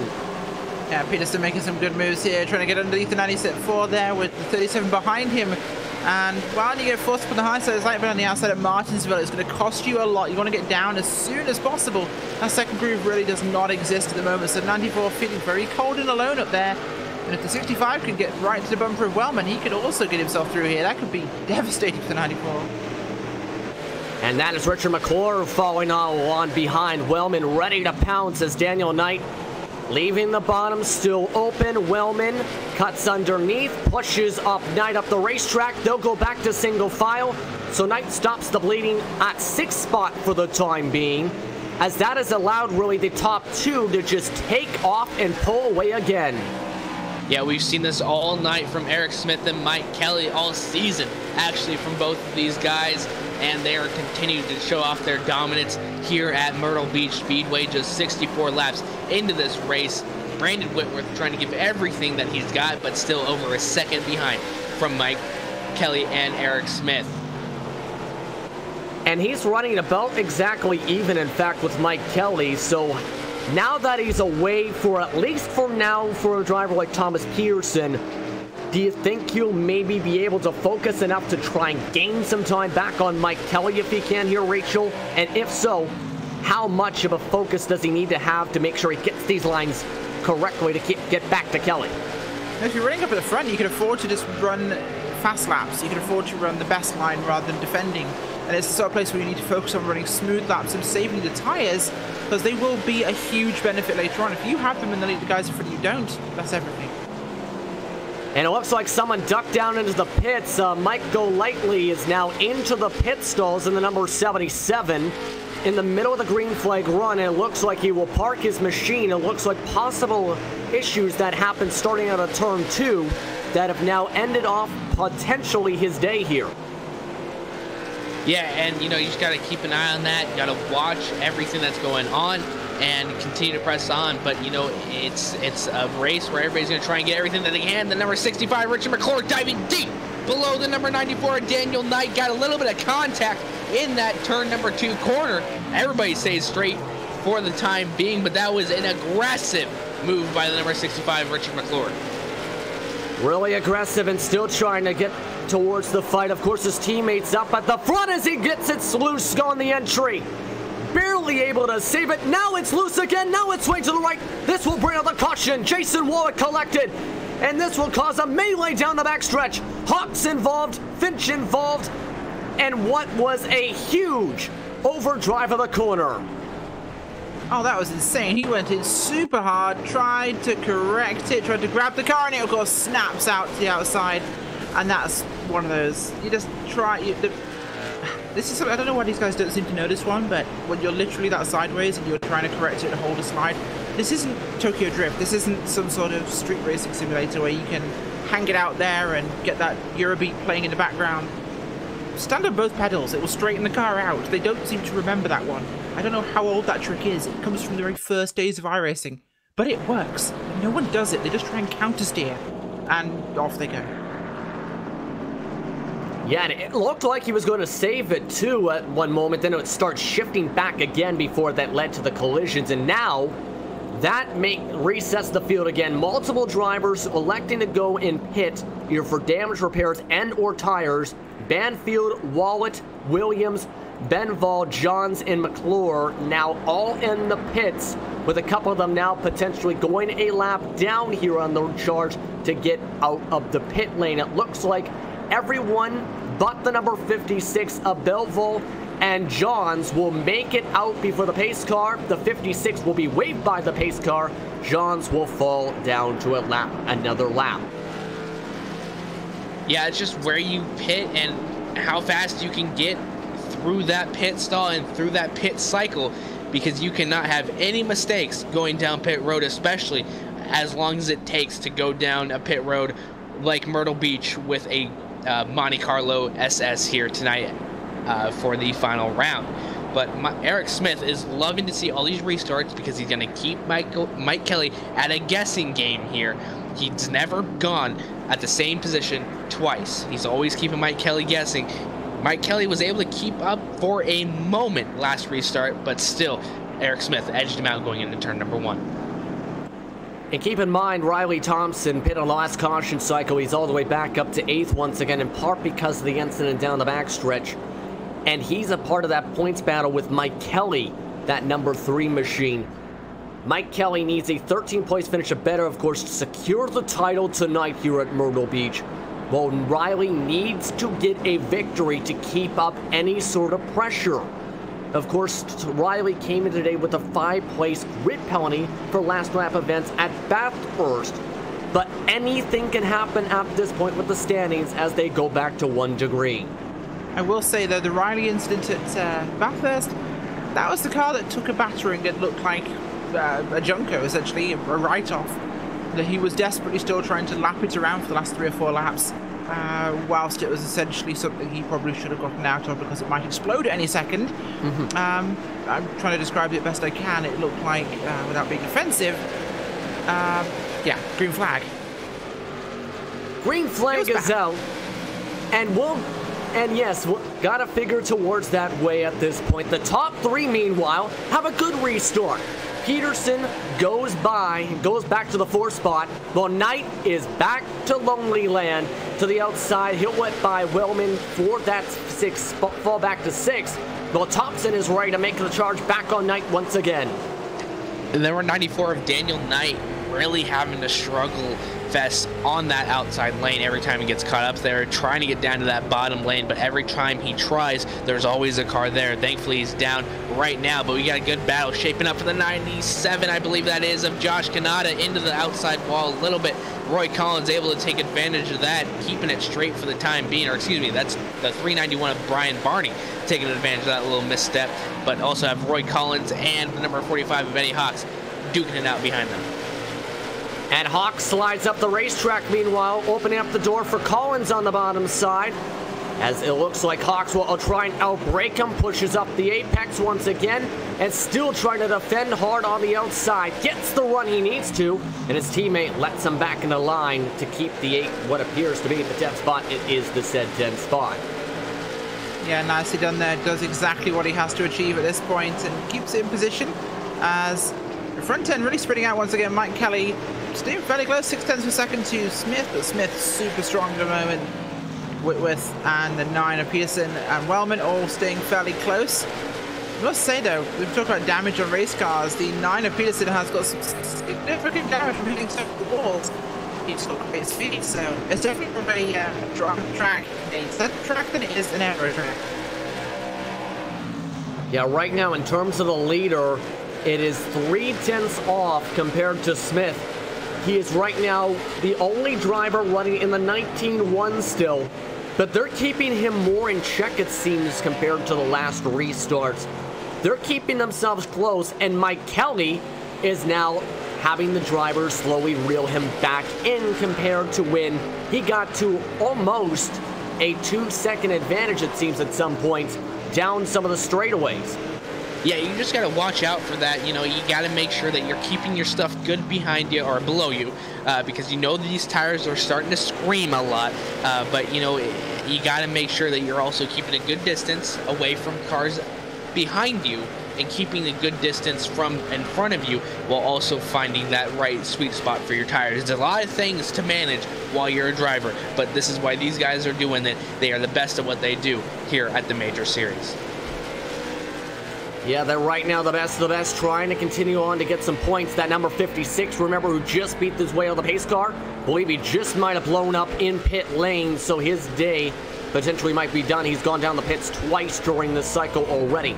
But to continue on with the green flag action on the racetrack at this point, everything seems to be calm for now. That's going to be the question.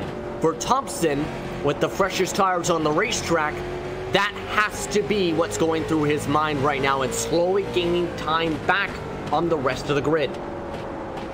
Yeah, absolutely, and Thompson is working on that one at the moment as he tries to keep himself moving forwards, but again, patience. There's a lot of laps left. He's got 170 odd laps to go, so bags of time. Plenty of actual racing real estate there. Half this field might not finish. I mean, we've already got one car out, 2 cars more, 4 laps down, 4 laps down each, 2 a lap down. Yeah, stay in the lead lap, focus, keep yourself relevant, don't push too hard, wait till the end of the race when everyone's tired, exhausted, frustrated, and then bring it out to play. Currently in the lucky dog spot for reference is Donovan Jones, who's falling back to the field, who will soon have to race Marshall Matthews at the back of the field. But right now, the top 5 starting to spread itself back out. Now the main question, who's going to be ready to attack? You're watching with Wellman right now in the 5th spot, starting to gain up some time to the damaged Peterson. We talked a bit with the aerodynamics affected on that machine with damage on the right side and the left rear, and he looks hungry.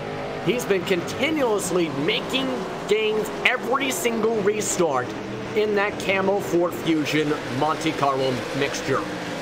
Yeah, and you know, as we see the number 37, Tara Wellman, I'll put a pin in my point I was about to make, but Tara Wellman now digging below that number 9 machine, trying to get everything that he can. We'll see what he does going into turn number 1. He's going to dive below again. He's going to hit on those brakes. Sideways he goes, and turn number 1 brings out another caution.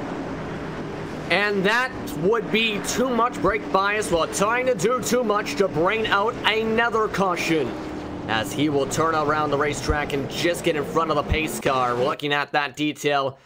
Just, again, Rachel, maybe just a little bit, maybe too hard on the brakes while trying to get trying to outbrake maybe the driver you're trying to pass.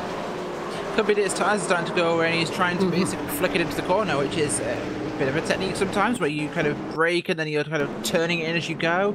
It can work, but everyone's coming down pit road this time by, so this looks to be the time when everyone's jumping because we are now in the fuel window. You take gas now, you are good to the end. And a majority of the field, it looks like, coming in right now. A lot of drivers have not even had a single pit stop today. These are their first time stopping in the stalls.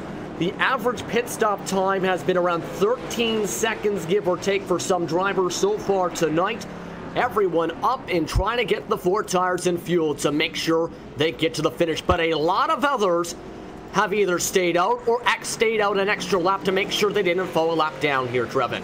Yeah, absolutely. And looking at Thomas Peterson's car, I'm surprised he has not used that fast repair on his car. I can see why he hasn't used it, but you know, you got a slow car, and it's not the aerodynamics that are making it slow. It's the camber that got knocked off in that earlier on incident. So, you know, you just got to see what that car is going to come of. It's been a little bit slower since that incident did happen, so we'll have to see how it works out for him going on into this later run. And I'm glad you brought that point up, because I believe that was exactly what Eddie Hawks had used. That's why the damage went so quickly on the 45. So a couple of different drivers have had to utilize it so far, but a lot of others choosing to go track position rather than risk even using it, unless they elect to pit. Yeah, it's a safety thing. You make sure you want to keep hold of that one for later should you need it, because it could become very relevant. But now, these guys just need to make sure they're focusing on exactly what they have. Fuel, tires, racetrack. We're 94 laps in, nearly at the 100 lap mark, and 25 laps will be at the halfway point, and it looks like we've had 400 cautions already. Am I ever exaggerating? Probably not.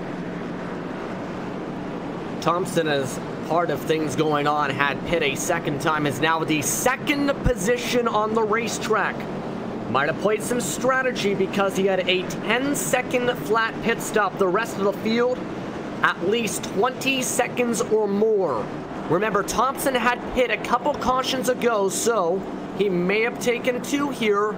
How do you think it's going to fare here with a difference of about 20-30 laps, give or take, with a couple heat cycles on the left side?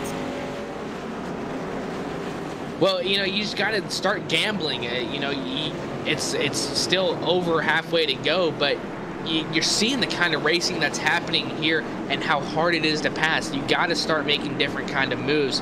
At a track like this, you know, I'm going to be keeping my eye on Eric Smith and see how long it's going to take him to go from 13th back up to the top. Andy Banfield stayed out and will lead them to the green flag. We're back underway once again at Myrtle Beach. Those tires for Banfield, it's a difference of about 10 laps between him and the charging Mike Kelly, who's already quickly up to second, while Thompson is stuck on the outside as Peterson dives on in and tries to take the third spot away. He's going to try it, and he will probably succeed. Thompson marred there in the positions as here we go. Banfield goes up high, can't hold it low. The 3 comes flying through. Thompson drops it back in with a bit of momentum there from going high, holds in front of the 9 of Thompson. Or Peterson, I should say. The 3 car, Mike Kelly, points leader. This is a great place for him to be here as the 9 gets underneath the 6. And now we'll see if Peterson's going to be able to try and complete the pass. It looks like Banfield will move out of the up the track and move out of the way with the fresher tires behind him, as Peterson just able to edge him down the backstretch with the front bumper to be able to hold on to the second spot. But for the first time tonight, Mike Kelly is leading the race tonight, the points leader for the Majors Atlantic Division, looking to try and separate himself from the rest of the contenders. Finally, after sitting in second place the whole race, basically, he's got himself into that first place position. Thomas Peterson looking to take that away as well, and Andy Banfield trying to do the same thing. But, you know, these guys are doing a pretty good job right now of getting everything single filed out. I'll knock on wood for you, Rachel. But right now, the number 94 of Daniel Knight trying to do everything that he can to get around Andy Banfield. Yeah, for those wondering where Eric Smith is, meanwhile, he's a lap down in 16th because it appears something may have happened during the pit stop cycle, during the caution rather, where he had to let everyone on by, then had to go for a stop-and-go penalty.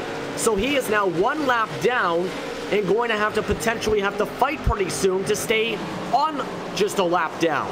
And he's not even in the lucky dog spot yet. He still has to try and pass Marshall Williams and Lonnie Finch to try and get himself back into possible contention for a spot.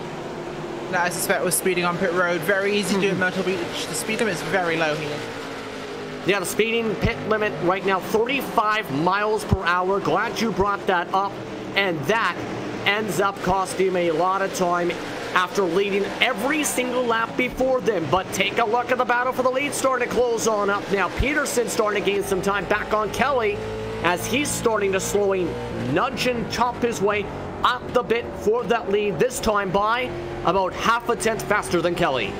Yeah, just watching the number 9, Thomas Peterson, close in ever so slightly on Mike Kelly. You can see the distance close when they're braking into that turn. That just goes along with different kinds of brake spots in this racetrack, so we'll have to see how long it takes for the number 9 of Thomas Peterson to catch him. You see him just rolling through that corner ever so hold easily. on 1 second. Trouble.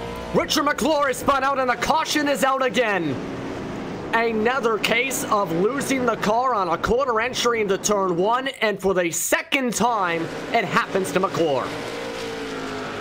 Yeah, he's been a busy boy tonight in terms of getting his car right. Might be a good time to shuffle some brake bias into that machine. Yeah, that will be a smart decision now, and he adds a tiny bit more damage to the machine. And burns up those tires a little bit extra too. He is 4 laps down an 18th spot on the racetrack, as that will restack the field and make things a lot more interesting now, especially since a majority of the field can make it on fuel from here, and we might not see too many drivers elect to pit in case there's a lot of 15-20 lap runs now. And Eric Smith got around Marshall Williams and Lonnie Finch, so he will be the lucky dog going on to the lead lap back again to try and defend his pole position. And there he goes on the outside line too, so he will be now 14th on the racetrack, the last car on the lead lap as he's waved on by. And now at this point, as we continue to turn the laps, now 107 and 250 laps, what do you think that some of these drivers might be considering here to try and position himself to try and maybe try and pass Kelly rather, and try and position himself in a great position with Eric Smith now at the back of the field to try and put yourself into the lead.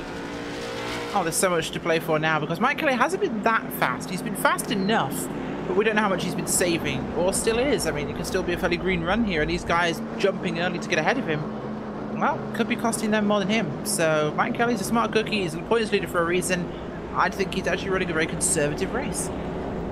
And don't forget, too, with each caution, the rubber that's put on the track usually ends up building back onto the tires and kind of really makes it kind of like it was right before the restart, technically, too. Yeah, there really hasn't been a lot of green flag laps where you can build that second line up. So there's got to be a hefty green flag run to get that second line working. Right now, we've seen Daniel Knight get stuck on that top line. It's not working out just yet. That bottom line is still prevailing every single lap and every single run. You got to have yourself a good green flag run and some cars running on that outside line to get that outside line souped up and ready to go. And as we approach, once again, possibly one to go once again, right now the top 5 is this: Mike Kelly, followed by Thomas Peterson, who's taken a beating to his machine and is still up at the front. Daniel Knight, he's quietly holding on to the 3rd spot right now in that Bill Elliott throwback, with Andy Banfield on 10 lap older tires still in the 4th spot, with Riley Thompson back into P number 5 on the 2 tires as they head back down the backstretch. We'll see what happens once again as the pace car ducks its way back into the pits. Once again, Kelly the control car. And this will be interesting to see how Kelly takes the restart. After multiple times having to deal with Smith timing, he goes off and away, gets to a car length and a half lead at the start and finish line as we're back on our way for the Myrtle Beach 400. Good start there by Kelly. Does what he has to do at this point. Lets everybody else bunch up behind him, which they are doing. The 9 and the 94 are a bit of a similar pace, so they likely will fight for this one. Behind them, Banfield, Whitworth, Thompson, and Kanata all very close. Kanata's car looks a little short by a quarter there. Back bumper very knackered from being hit by everybody else. But at the moment, just those guys bottling around. 6 for the high side, really dropping back after that start and having older tires. It's cost him a lot. Yeah, now he's, again, still stuck in that no man's land, trying to use the outside line for a bit of runs, but again, no rubber is up there quite yet. So Whitworth once again in the preferred line, but look who's charging. Eddie Hawks coming right towards the back bumper of Joshua Kanata now for that 7th position and coming quick. Yes, he is. He is doing everything that he can, trying to get to the back bumper right now, trying to keep his mirror full of himself. So we'll see what he does. You can see him diving it in so hard, using that brake bias to let him brake really late into that corner, trying to get all the time up that he can in that corner. So you see just him closing that gap ever so slightly, and soon he will be at that back bumper, maybe give him another little shot to damage that back bumper a little bit more. You see, just look at how aggressive he is braking into that corner. Heading out to lap 116 right now as everyone on the racetrack, as things are starting to get very tight for position. Banfield, meanwhile, right in front of them, checks up for Whitfield and opens up the outside now for Kanata. Where will Hawks go? He elects to stay on the bottom side as they are now bumper to bumper right now, trying to battle for the 6th spot. You can tell they're not exactly regular short track races because they're going too hard too soon here. And we're seeing the results of it right now. The 97 Kanata is, 45 contact with a 37 there, is nearly 3 wide here. Calm down, guys. This is getting silly. This is like lap 248 sort of racing we're seeing at the moment, and we're not even at halfway. Right now, 37 making some moves as he gets it loose, and, well, look exactly what happened. And another caution flag is out. This time, Terry Willman ends up locking up the brakes and spins around again in the race. So once again, back under yellow for the Myrtle Beach 400 for the Major Series Atlantic Split. At this point, Trevin, what's going through your mind right now with lots of the preparation starting to close up real quick? Well, I know that we're a few laps away from halfway, so the intensity is really only going to ramp up from here because this is the championship race. This is the final time that these guys are going to have anything to give in the 2018 season. So I don't think we're done seeing cautions just yet. I don't think so at this point. We'll see what's going to go on for these next few moments. Now, why don't we take the second right now to go as we head to that halfway point to look at our iRacing midway race break. Brought to you by iRacing, the leading online racing simulation. Developed from the beginning as a centralized racing and competition service, iRacing organizes, hosts, and officiates races on virtual tracks all around the world. In the fast-paced world of esports, iRacing is the one-stop shop for online racing with officially sanctioned racing from NASCAR and many more. Looking at your halfway break report right now, Mike Kelly's in the lead right now in the first spot in the number 3 car, doing what he needs to do to try and secure the Atlantic Championship, followed by Thomas Peterson, Daniel Knight, and Brandon Whitworth in the top 4. Joshua Kanata is holding on to the 5th spot after the caution, with Andy Banfield on 10-lap older tires still chugging along in the 6th spot. Riley Thompson is currently charging out of the pits right now and was scored in the 7th spot on the last lap and will lose potentially a couple spots now. Eddie Hawks will move up to that set spot right now with Donald Johns cycling up to 8th, with Brian Burney as well as Eric Smith rounding out the top 10 here. Rachel. Certainly our 11th place tonight is Jason Wallet with Rory Collins, Terry Wellman and Lonnie Fitch. Riley Thompson right now all the way back here in 15th place after that moment as Marshall Williams is 1 lap down, first car 1 lap down in 16th place. Michael Lightley is 3 laps down in 17th. Richard McClure 4 down in 18th with Claude Belval back on track actually, minus 11 laps in the 19th spot and last. And that's because of that one quick repair that he utilized there, but he's been down the pits a couple times during this race, and now we'll need some luck going on right now as we head back to 1 to green. We apologize if there has been any technical issues throughout tonight's race, but right now it has been a wild one. We're about to reach that said halfway point with lap 122, now approaching with Mike Kelly and Thomas Peterson on the front row for this restart. Kelly waits, approaches the red lines, waits for the green flag this time, holds up Whitfield on the outside line as we're back underway at Myrtle Beach. The number 9 got a little bit of a shot from that 377. Got a really big shot, actually. So that's going to cause a little bit more damage to the back bumper of Thomas Peterson. And now, right now, Thomas Peterson trying to get away from Daniel Knight, who jumped up to the 3rd spot. And it's 3 wide in the back of the field for the 7th spot. Eric Smith wedging his way in between Eddie Hawks and Donovan Johns. He rides up the outside line, passes by Joshua Kanata as well, as he's on the hard charge quickly. Yeah, it's the halfway point for us tonight as we're getting the racing up and going here, and it's very busy at the back of the field. Jason Wallet, the 658 car, in a massive maelstrom here. Just up ahead of him, Riley Thompson, Terry Wellman, Rory Collins, Brian Barney. And these guys are having a Barney at the moment. This is crazy racing there. Donovan Johns up on the outsiders. Round goes the 58 and contact with the 658 there as he slides down the track. I'm just going to say this point to be sarcastic because it's my favorite thing after we get lots of cautions. But I see a car get turned and I'm the 658. I see them both turn. So I go past the first car and then think, you know what? This is a bank track. That car's facing down the track. I think the safest place to go here is drive underneath him. Oh, wait. It's not. And cautions breed cautions breed cautions. And you can put that on repeat for the next whenever. As Riley Thompson now has some damage and might have to use his fast repair. As now we're back under caution once again, and we restack the field again. You notice who helps the most? Eric Smith in the 6th spot, who was flying through the field before the caution.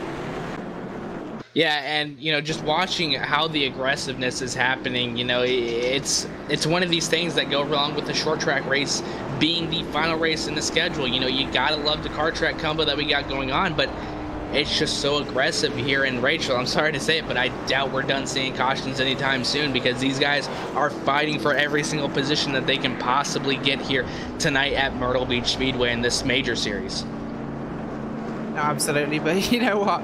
I think we're definitely going to see more of them, unfortunately. But eventually, these guys will take themselves out and they'll be out permanently. We'll have 3 cars left running, and it'll be a green race. I'm hoping.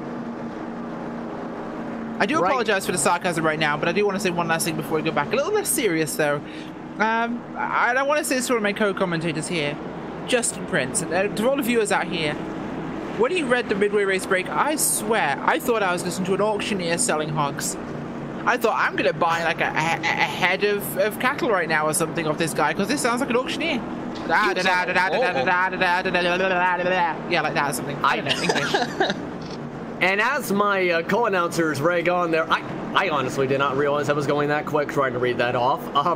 But in all seriousness, Terry Wellman's going to go for the wave around right now, and currently off track was Joshua Kanata, who's now a few laps down now with his second last position on the racetrack after he blew an engine after a technical issue forced him to crash into the wall.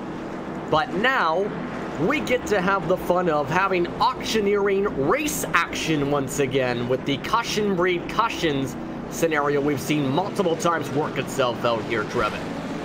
Yeah, absolutely. And, you know, you gotta love seeing what these restarts bring to the table because it's so close racing, maybe a little bit too much close racing, but Eric Smith has been picking his way all the way from 13th position. We saw him do an amazing 3-wide shoot right there. We'll see what he does right here in 5th. Mike Kelly once again, the control car on the inside in the red number 3, the outside, the number 9 of Peterson in the green car. As we're off and away once again, the Chevy Monte Carlo SS late models are back on our way once again at Myrtle Beach with a great restart from Kelly. So a great start up there from him as this thing is very bottled up behind him right now. 9 of Thomas Peterson side by side with Knight. The 377 behind him, the 32 and the 6 all bunching up here, but this has been a battle all race long. Knight and Peterson, wow, just to kind of play off the whole Knight thing, this is like a jousting match. These two have been after each other all night long. And watch Eric Smith working his way through the jousting matches. The caution is out again for Lonnie Finch. And at this point, we're up to double-digit cautions, I believe, as it looks like we're back on a caution after a bump and run with Mike Golightly.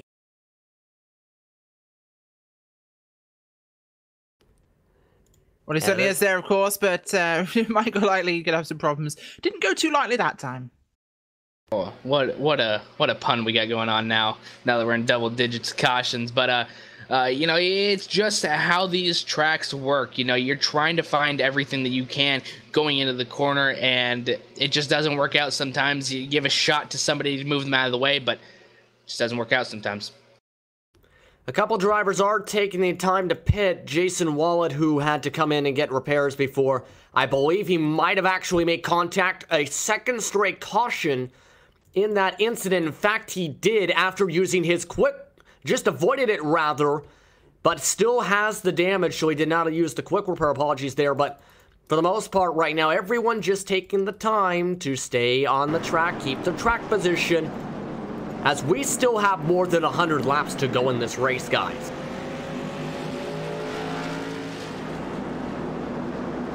Yeah, we Absolutely. do. Sorry about that, Rachel.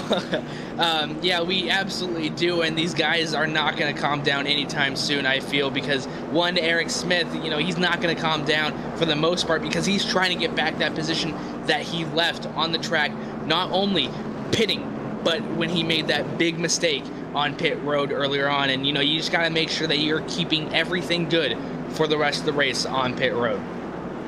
And remember the lucky dog from the last caution, Terry Wellman? Well, he took the time to pit, but didn't beat the pace car, and he's being sent to the end of the longest line, back a lap down. So bad luck for Wellman, who had been as high as 5th position in this race. Either way, we will restack the field once again, 2 to green to the next restart, as Eric Smith is back up to 4th.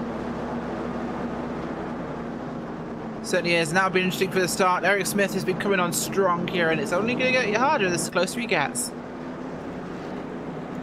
Yeah, he's been blistering fast too in the restarts. He's been pushing as much as 3 wide on a couple times we've seen so far, knowing he's got the fastest car on the racetrack right now.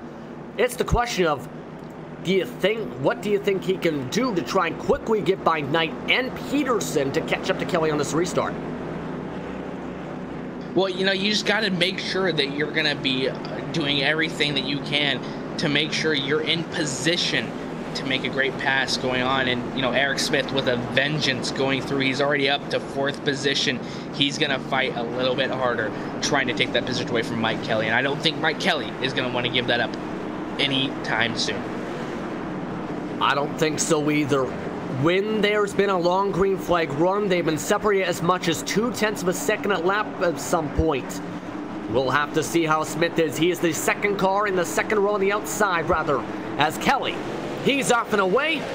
Off and away goes the bottom side as the green flag's back out and away with a great restart again from Kelly to get away from Peterson and Knight.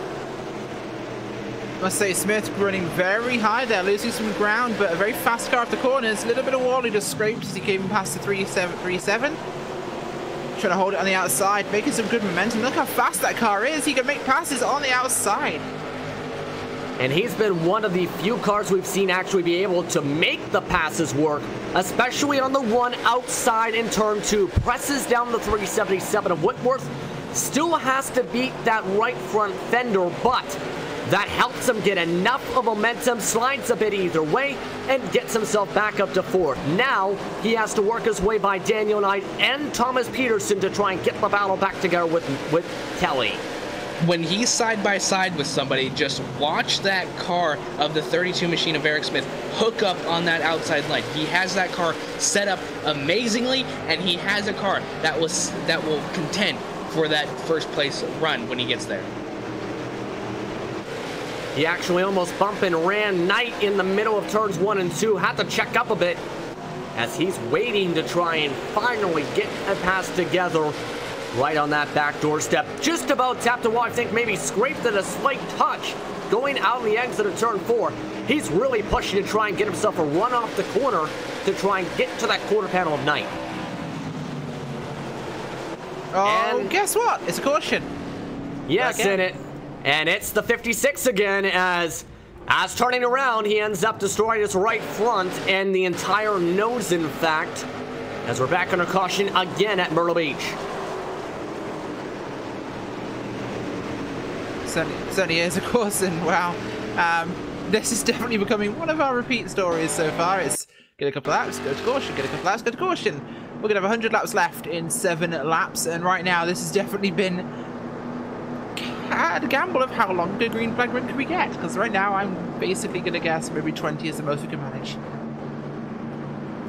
Amongst the pit stops right now was John's coming in as well. It looks like Banfield, coming right on in as everyone tries to get the fresh tires towards the back of the field with the way this race is trending. And at this point, as we approach that 100 laps to go mark, do you see anybody up at the front trying to blink? What do you think's that money lap to decide, okay, I have no choice but to come in if there's X amount of laps on a green flag run? Well, I think they're going to come in either, it's going to be hard to say, but maybe if they're trying to get some fresh tires to get around somebody, probably at the lap 200 mark or a little bit before, because you just got to have that advantage if you're going to try and beat Eric Smith, because there is no doubt in my mind that that man right there is going to go up to that first place position. It's just a question of when, and it's a question of, you know, like how long it's going to take, because he has the car. We've seen him hook up on that outside lane. Mike Kelly, he has a good car, but I do not think he can compete if Mike Kelly gets on the outside of him, because he has the strongest car that we have seen all night long. And right now they head back down the front stretch once again past the start and finish line as the lights stay on for at least one more lap around, rather. In this race, we have 14 drivers still on the lead lap at this moment. Rounding out with Jason Wallman to the back of the field, just 5 drivers are a lap down. Finch, Golightly, McClure, Canada, and Belvale. Every single driver is still running on the racetrack, believe it or not, despite all the cautions and despite some of the hits some of these drivers have taken so far tonight. Mike Kelly says himself... I'm not sure what word you just said there, but I don't think it was hits. I was trying to say that, and then mention that Mike Kelly wants this race to go right to the end. I think he does, and I really think he needs to keep abreast of the situation in terms of how these guys are racing. I apologize if I did misspeak as everyone breaks their way on. Mike Kelly, either way, he's hoping this thing goes green with more than 100 laps to go with Peterson, Knight, and Smith in the top 4. This is going to be an interesting restart. Once again, back underway at Myrtle Beach. Kelly holds them up a bit later this time as we're back underway with Knight going side by side with Peterson for second. Absolutely, he is, and we're gonna see how this works out. He got the turtles. He's gonna turn a little bit sideways and save it. Going down the back stretch, the number 32 though, he's gonna try and take advantage on that outside line. Going down the front stretch, you see that car hook up so amazingly on that outside line. The number 94 of Daniel Knight just has no competition. Now he's gonna work on the number 9 of Thomas Peterson.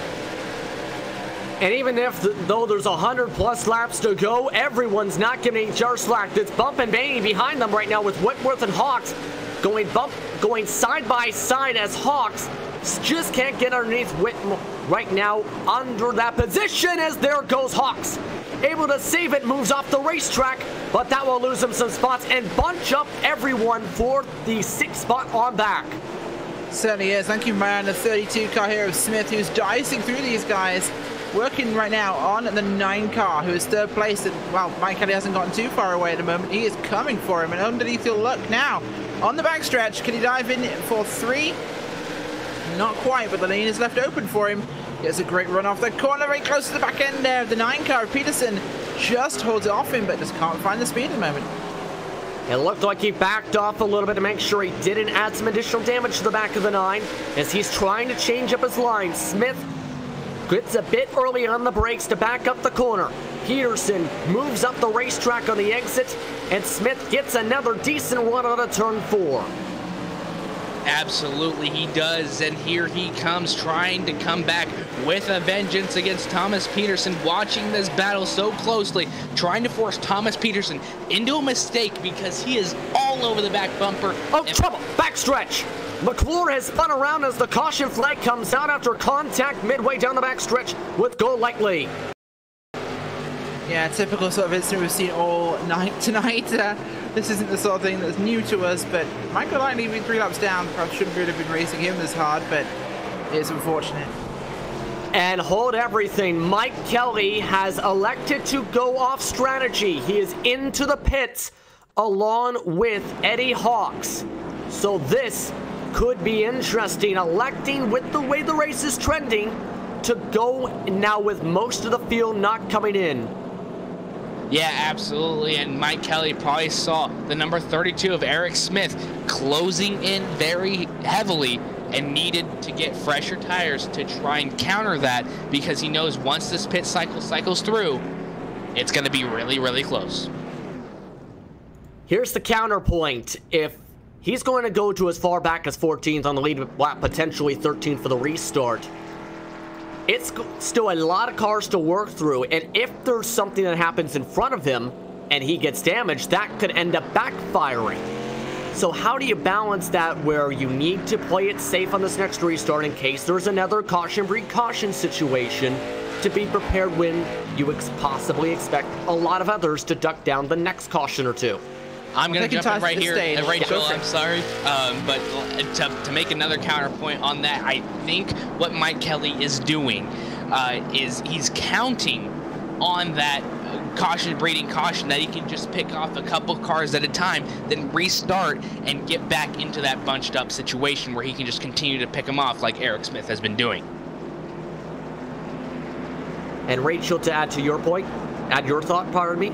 I think, honestly, at this point, if he gets that far back on the lead lap, give it some time and let himself lag back a little bit. Save those tires, because taking tires this early means that once Smith takes tires, he'll have much fresher rubber. So, back off. Run further back in the field, let them take themselves out, give yourself some room to avoid any incidents, and save the rubber. Make it last.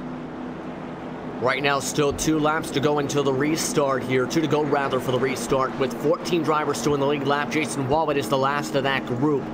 With the pit stop of Mike Kelly, that puts Thomas Peterson in the lead for when we get back underway. Eric Smith in the catbird seat will be on the outside with Daniel Knight and Brandon Whitworth in the top 4. Brian Barney, we haven't talked much about him tonight. He's the teammate of Eric Smith. He's worked his way up into the top 5 in the 391 machine and will start alongside Rolly Collins for what could be a huge restart with possible implications here. Possible huge implications, getting ready. We only have 90 laps to go here at Myrtle Beach, and they're going to click off actually pretty quickly because these cautions are also really short.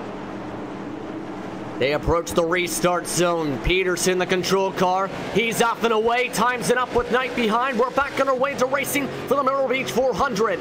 As Curly defending on the outside of Smith, he pushes up the track. Knight will dive right in on the bottom side, but look at that run once again from the 32 to defend for the second spot. Clears him easily for second place and gets it back there. 337 looking for something as well. Trouble. 94. And it's another caution as Wellman ends up having contact right at the end with Mike Kelly. So Kelly's slight damage, my goodness. This is the worst case scenario you brought up. Unfortunately, Kelly didn't have the room he needed to escape that one. Ah, gosh, that's bad luck. And it was right as he came down the track too. Looked like nowhere to go after. It looks like Wellman going into a 3-wide situation, very tight with Marshall Williams. Came down the track, damages slight bit of the left front with Kelly, and ends up collecting Lonnie Winch as well, and damaging his back end.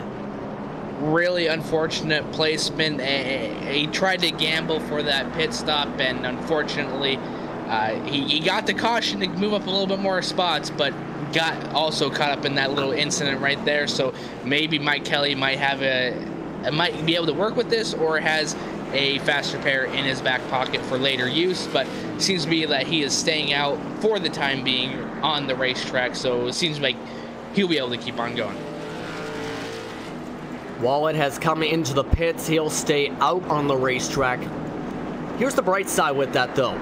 It looks like while there's damage right where the radiator area would be on that number 3 machine, it doesn't look like severe damage despite how bad that hit looked there for Kelly. Yeah, absolutely. And these cars are surprisingly tough. I mean, let's be honest, in the official series, these are the D-Class cars. People are driving these right after the rookie street stocks, so yeah, they could take a few hits. They're really tough.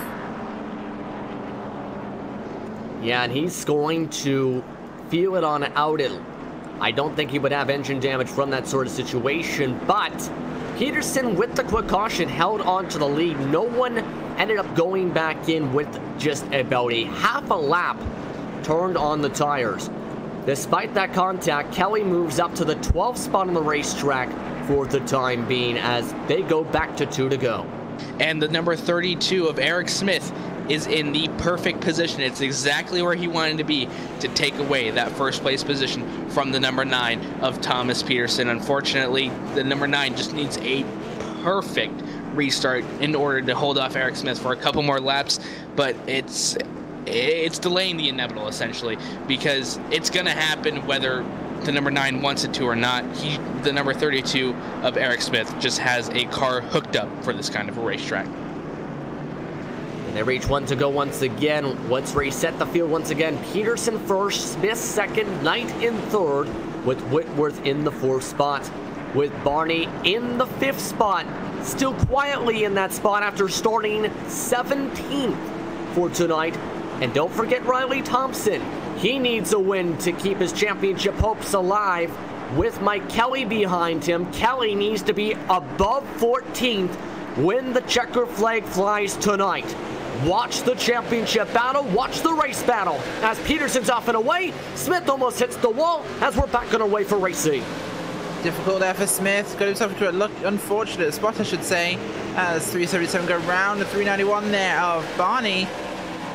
Losing 94 in 3rd place. Daniel Knight pushing hard. Peterson pushing as hard as he can here. He's using up every tire he's got. 32 looking for an opportunity to make something happen here. Taking a look at Mike Kelly, though, his car looks to be all right. He's doing okay. In fact, he's getting himself involved in some of this racing, which might not be the best idea, looking to have a car that lasts to the end of the race, but in some 2 wide, 2 deep racing at the moment, whilst they're racing ahead of him. 36 and the 6, they're nearly hooking bumpers, but everything stays green for now, gets past the 35. And remember, he's got a very big tire difference compared to a lot of these drivers he's racing around on the track. He has the second most pit stops of the day. Johns has the most with 4, with the drivers on the lead lap outside of Jason Wallet. As he goes by now, Riley Thompson, who is now driving backwards now in the 58 rather. This is not where Thompson needs to be. Has contact with Johns. Get to the Kelly. Kelly's involved. Stack up, no caution. Now the caution with Johns. And this could have championship implications as Kelly's car is destroyed. Yeah, and again, you know, you just in the wrong place at the wrong time. Number 32 was about to give a little bump to the number 9 as soon as that caution comes out. But it's unfortunate timing for both of these guys. It's as the number 9 of Thomas Peterson will be coming down pit lane to get fresh tires. So we'll have to see what happens here now. And Kelly doesn't follow him into the pits for the time being, it looks like, meanwhile. So this was to be expected with a bit of the strategy. Peterson has also that fast repair in his back pocket too to fix the aerodynamic damage. So could this be a potential race-winning move here with the 9 as he stops into his stall? He's got to be careful with it, but it's certainly not a losing move. It's just one of those situations where he needs to really consider how and when he applies these. This could be a little bit early, though, I think, for last one. And it looks like he still has not used the fast repair. If I'm looking at this right here, Johns will pass him by in the pits. As the 3 is saying, I have to stay out. Remember, he needs to finish 14th or above to secure the Atlantic Division Championship for this year's Major Series. If he goes in, has to get repairs, the worst he can finish right now is 14th, but if it's, say, significant damage, he could potentially lose the championship with one more hit. Yeah, he could, and, you know, it's one of those things where you just got to keep yourself out of trouble. You got to try and do everything that you can to make sure that your car is going to be able to finish and able to contend at least for a couple positions by the end of this thing. A little bent up sheet metal is good, but not a broken race car. The one positive in terms of Kelly, there's 14 drivers on the lead lap. The thing is, if, say, there's a couple quick cautions and the drivers that are in the lucky dog spots don't get involved in the said incidents, he could be passed by a driver like, say, Mike Golightly or Lonnie Finch if he gets involved in an incident, as they will restack themselves in just a few moments as they head back down the backstretch, a lap and a half until the restart. Yeah, absolutely. It's time to really cinch those belts tight and go for something here, because patience is running out. These guys are running out of fast repair. Some of these guys are literally a bonk away from having no more race. So we'll start to see this thing filter out surprisingly quickly. We've lost McClure, of course, permanently now. He's 21 laps down and out. But we're going to start seeing drivers dropping like flies soon, because I think a lot of these guys have used that repair. Yeah, McClure retired on the previous caution before this one. The only DNF so far tonight. Belval is currently 18, 13 laps down, still running to give you that said benchmark. But up at the front, it's Eric Smith, the control car. Daniel Knight on the outside. Brandon Whitford and Brian Barney will follow them, with the number 6 of Anthony Banfield in the top 5. And look who's in 6th, Eddie Hawks, looking to give himself a chance for the victory. Smith is off and away once again. Another good launch, and we're back and away for the Myrtle Beach 400. And that number 45 of Eddie Hawks just doing such a great job diving in every single time, getting a little shot to the number 391 of Brian Barney. Unable to make a little bit of a capitalization on that, going to lose one position to the number 58 of Riley Thompson, but he's going to try and battle back while Eric Smith has been trying to pull away from the number 94 of Daniel Knight. Daniel Knight also having a very strong... Trouble behind them. Caution flag back out. Marshall Williams gets spun around. Has contact from behind from the first tires of Thomas Peterson, and again, we're back on our caution. Yeah, we certainly are, and that's a bit of a common trend for tonight, but all this is helping Eric Smith. He's out front. He's pretty comfortable there. He's exactly where he needs to be now, as we're under 75 laps to go here in this 250-lap race here from Myrtle Beach, South Carolina right now. It looks like no one's, of course, going to elect to take the tires. Mike Kelly, though, does go into the pits from the 10th spot. So this might be where, after feeling the car out, he might use that repair that he may have in his back pocket. That's the thing, may have.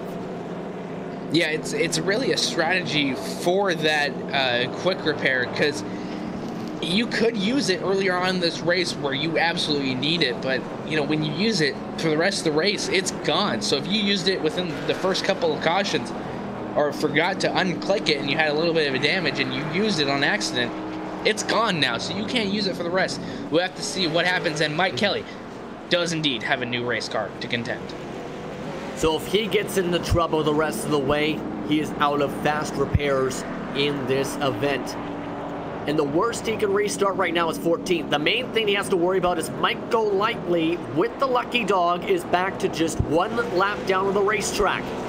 So Kelly has to keep the car clean from here on out. Right now, in just the right now, the best he needs to finish 14th or above to remind you here for the Atlantic Championship, 13th rather, pardon me, to secure the championship. He is right on that bubble spot right now.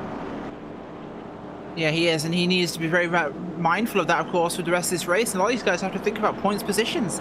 They need to stop worrying about trying to get a win here. A win is great, but think about your points. Yeah, I think that's part of the strategy. With Riley Thompson up in the 6th spot here, he is right on the fringe of where he needs to be right now on the racetrack in terms of the point standings, as we're 2 to green into the restart. And now, with under 75 laps to go here, Trevin, what do you feel has to happen for a driver to try and challenge Eric Smith up at the front?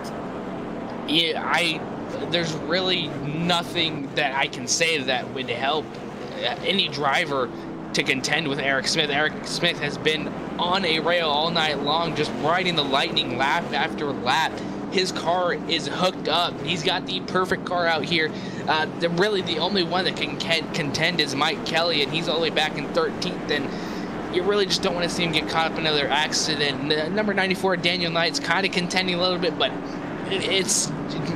Eric Smith has such a great car.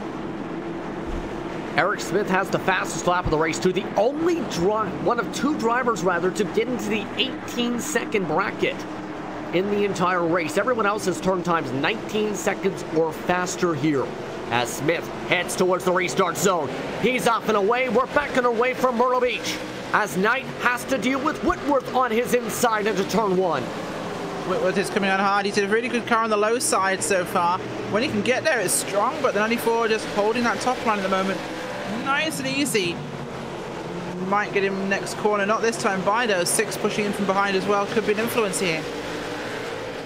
And Knight almost shoves up towards the wall. Whitworth once again still on the bottom side. Banfield trying to ride the outside and maybe diamond off the corner. But watch Brian Barney. He's the teammate of Eric Smith, and he's wanting to get himself up towards his teammate in that dogfight of a battle. And finally, that top lane has come in after 180 laps. They are able to run that top side. The number 45 shoots up the track a little bit. That's Eddie Hawks making another aggressive move, cutting off the number 9, Thomas Peterson, able to keep it clean and green so far. The 391 nearly left him in lane. If you leave that number 45 of Eddie Hawks open, a lane on the inside, he is going to dive and take it. He has such an aggressive brake bias going on tonight here at Myrtle Beach Speedway. We have seen it lap after lap, and I think we're going to see more of it. And Banfield scraped the wall down the front stretch, and that's leading to a bit of a bottleneck. Eddie Hawks watches as Peterson nearly smacks himself into the wall, overdriving the exit of turn 4. Peterson will use the over-aggressive brakes on the entry, able to just keep it hooked up and defend on the high side. But watch Kelly. He's ready to try and pounce on these 2 for the battle going on for the 6th spot. Yes, and he is. And by the way, Major Series officially telling us where Mike Kelly runs right now. He's 26 points to the good, so I think survival needs to be his focus at the moment, because if he takes himself out, he is in really big trouble. But 6th place is definitely an exciting fight with Peterson there, pushing on the 6 as they're all getting really good at the moment. They've all got really good tires coming to them, and it's getting a little spicy. It's not going to be long before we get our next caution, I think. Yeah, right now they're near toe-to-toe, bumper-to-bumper at some portions of the track, especially up to second on back.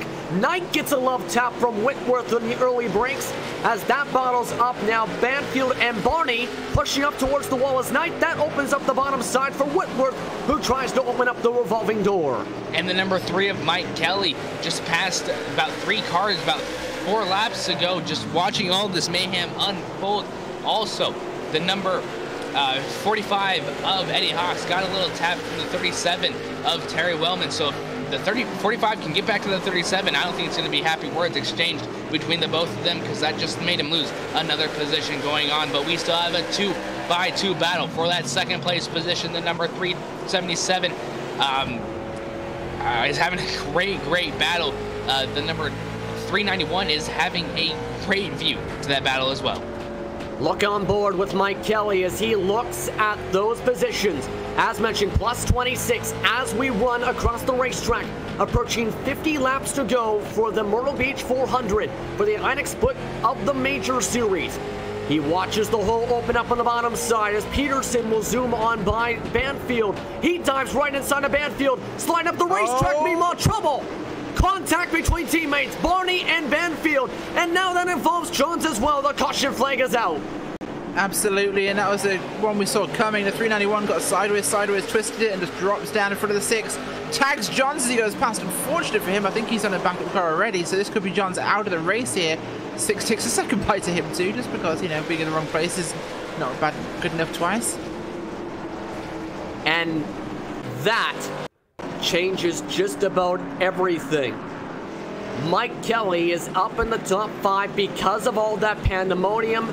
Jones is now stopped in his stall and has not shifted towards that extra repair, meaning it looks like his day may be done with the barbecue in the pits. But now, this changes everything yet again for a lot of drivers and a lot of teams, with both Barney and Banfield from Apex Racing Group having to come in to get pits. Yeah, it's been a wild night so far, and I don't think we're even close to being done with all the wildness. We still have over 50 laps to go here tonight at Myrtle Beach Speedway. Coming down pit lane, that's going to be Eric Smith, Brandon Whitworth, and the number 94 of Daniel Knight. And this is where the strategy we were talking about a bit comes in. Kelly and Peterson both stay out. Lucky Dog is Finch also staying out, and might possibly trying to go for pit box strategy is Wellman, pardon me, who stays out with Eddie Hawks. So those fresh tires where they came in off cycle might maybe work out, but then again, it's going to be a difference for these drivers in terms of tires. For Kelly, about 10-15 laps at least on green flag run. Peterson is around 20-25 if my math is correct. Yeah, absolutely, and that will be definitely a major influence for these boys in terms of how they run this thing, but they've got to be careful with that, because you go too soon and you're screwed at the end of this. And here's a surprising move. Wellman, who has a lot of damage, of course, on that camo machine in the 37, has elected to stay out and has not been a part of the pit brigade you've seen up on your screen go in and around the racetrack. So now he will be an interesting position with Eddie Hawks in 4th. Brian of Barney has elected to go to the backup car, is in the 5th spot with Whitworth, who has used his backup car already in this race, in 6th, with Collins now joining the backup field, and Smith lost a lot of time in the pits with a 22-second pit stop. Yeah, again, you know, just got to be so fluent with the pit stops, and, you know, we'll have to see what comes of this. We've seen him battle back all the way from the 13th position, so 8th, it's not really looking that bad for him. He can see Mike Kelly from his windshield, so he's got his target. He's got a target right on Mike Kelly's back, because he's really the only one that can contend with him. Thomas Peterson, we'll have to see what happens with that, but green flag coming up. It's going to get exciting, guys. Part of the reason he lost some spots there was Barney, Whitworth, Collins all had 12 or 11 second pit stops. He'll be back in the 8th spot as Peterson and Kelly lead them down to the green flag. We're back on our way again at Myrtle Beach. And Peterson this time has to defend with Kelly, who had a very well-timed restart. Yeah, absolutely, and wow, this is definitely going to be a busy one off the start here. These guys are all super bunched, especially back towards the mid-pack there. That's going to be very integral to this, but Kelly, very strong in second. Kelly has to find a way to gain on by. A bit of contact behind with Hawks and Wellman, as Wellman's able to hold on to the third spot, and they are double file the rest of the way back right now. Away from the Hornet's Nest goes the top two as Kelly gets himself within 1 car length through turns 3 and 4. He is fighting so hard to get to the back bumper of Thomas Peterson and keep himself big in the mirror of Thomas Peterson, because all it takes is one little mistake and it will open up the door for Mike Kelly. He is there. He's got a fast car. It's going to be a good battle between the both of them coming up. The number 32, though, on the other hand, Eric Smith, moving his way through, already taking away 5th position, and now up to 4th against Eddie Hawks. And we'll have to see how long it takes for him to get up to that back bumper of Terry Wellman. And Hawks scrapes the wall. Meanwhile, this opens up the bottom side for Whitworth, with Thompson trying to diamond it off the corner as well, trying to get the run on the outside. They're now side by side, Whitworth and as well Thompson, who has to dodge his way to the outside to avoid the back bumper of Hawks. He'll try and duck back inside as the battles continue to get very fierce across the top 5.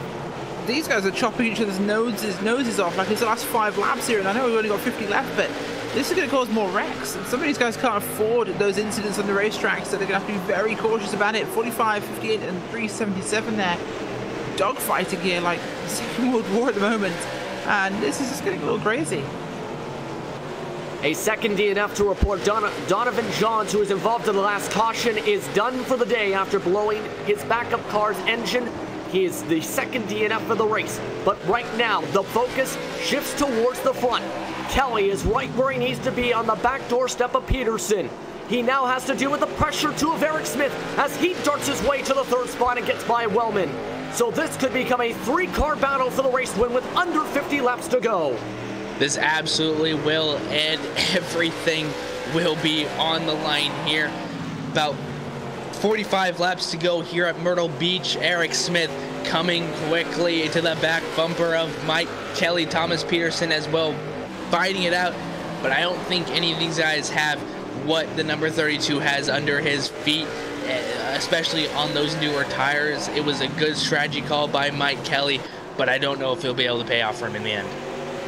I think in part he needed to find a way to get by Peterson, but the problem is Smith is the fastest car on the racetrack once again, this time by a 19 flat, 0.3 of a second faster than Kelly and Peterson. So he is ready to make the move and chopping down the lead and bunches as he works his way through 3 and 4 again. Yeah, it really does, and wow, the bunching up is definitely a major factor. 45, 94 at the moment. They're really close. 94 keeps coming very, very, very close to just tagging the rear quarter at a 45, which is a repetitive incident we've seen so far this evening. As the moment is just winding down now to the point where these guys are managing their race a little bit better than they were. We seem to be doing a bit more flow going on as the 9 being reeled in. The 32, though, on the back bumper of the 3. And he's right there. Eric Smith. All separated, these 3 drivers within 1 car length. Kelly tries to gain back on Peterson. Smith gets the better run to both of them as he'll try and move towards the outside in turns 1 and 2. Can he find the right spot to get on by? He diamonds off the corner, nearly hits the turtles as he's about to try and dive it by Kelly. And Kelly does leave that door open for him. He has the big picture on the mind. Just finish this race because he never knows what's going to happen. Eric Smith now on the hunt for that number 9 of Thomas Peterson. And Smith gets by for second. Remember, Kelly is in the driver's seat for the championship. Right now in the lead over Riley Thompson, in the perfect spot to try and come away as the Major Series Atlantic Oval champion, as Eric Smith looks to try and get on by Peterson. Peterson looks to be ready to try and defend for this lead. He won't be as easy to pass as Kelly was. Unless it's intelligent racing from the 3, because the 3 knows he doesn't need to pass him. The 3 would like to win. It would be lovely, but at the same time, he sits where he is. He doesn't fight. They've got a good gap of 2+ seconds to the guys behind them. Just ride it out. Take a championship. That's a far bigger bonus than any race win. Riley Thompson just got on by Brandon Whitworth, meanwhile, for the 4th spot to give you that quick update from behind. But the leaders, they're going to have to deal with lap traffic. Marshall Williams goes right to the high side, so that takes away Eric Smith's preferred line on some of these laps. He has to dodge his way around that 101 machine, and that allows Kelly to get back towards the back bumper. He backs off, though, when the exit is turn 3 and 4, and gives at least Peterson a couple more laps of a cushion. Absolutely, and you know, Riley Thompson now looking for Mike Kelly, trying to see if he can give him a little shake and a stir, but Eric Smith doing a great job keeping that 2nd place position. Thomas Peterson as well doing a phenomenal job keeping that 32 machine behind him, maybe the 32 just lurking, seeing where he's better at and going to take advantage, having a couple laps to set him up. They've been doing a great job here at Myrtle Beach tonight throughout these last couple of laps, and we'll have to see what comes of this. The 3 also just wants to get to the finish line. Right now, Jason Wall just became the 3rd DNF of the race after blowing up about 10 laps ago, tucked into the pits, did not have a fast repair available, but the battle still continues on the racetrack meanwhile. Smith starts to pull away a little bit, inch by inch away from Kelly. He still cannot find the run he needs to get by Peterson. At this point, you gotta wonder, is he saving? Is he trying to wait for the last laps to time up the pass to where no one can try and fight back? That'd be sensible for him, but at the same time, yeah, I mean, it would be a nice easy one. He can just push him out the way if he wants to, but he looks like he's trying to get past now. Dives to the inside of the start-finish line. He does want to get past. Peterson, I think... Oh, he dumps him! And problems with a 3 too! Oh my god, all 3! The top 3 cars take each other out! Oh, what a story change! Wow. And an unbelievable turn of events approaching 30 laps to go. Peterson, as well as Smith and Kelly, the top 3 cars of the race, are all involved in a huge wreck that will change the implications of this entire event. Are you kidding me? With Trevin, what do you have to say about that? I am speechless. They were all in such great position. The 32 had it going into turn number 1, just maybe dug a, I don't know, it just turned right on him. I don't know if he was losing it. I'm at a loss of words. And it looks like that may end off Smith's day as he is elected to pull a tow truck.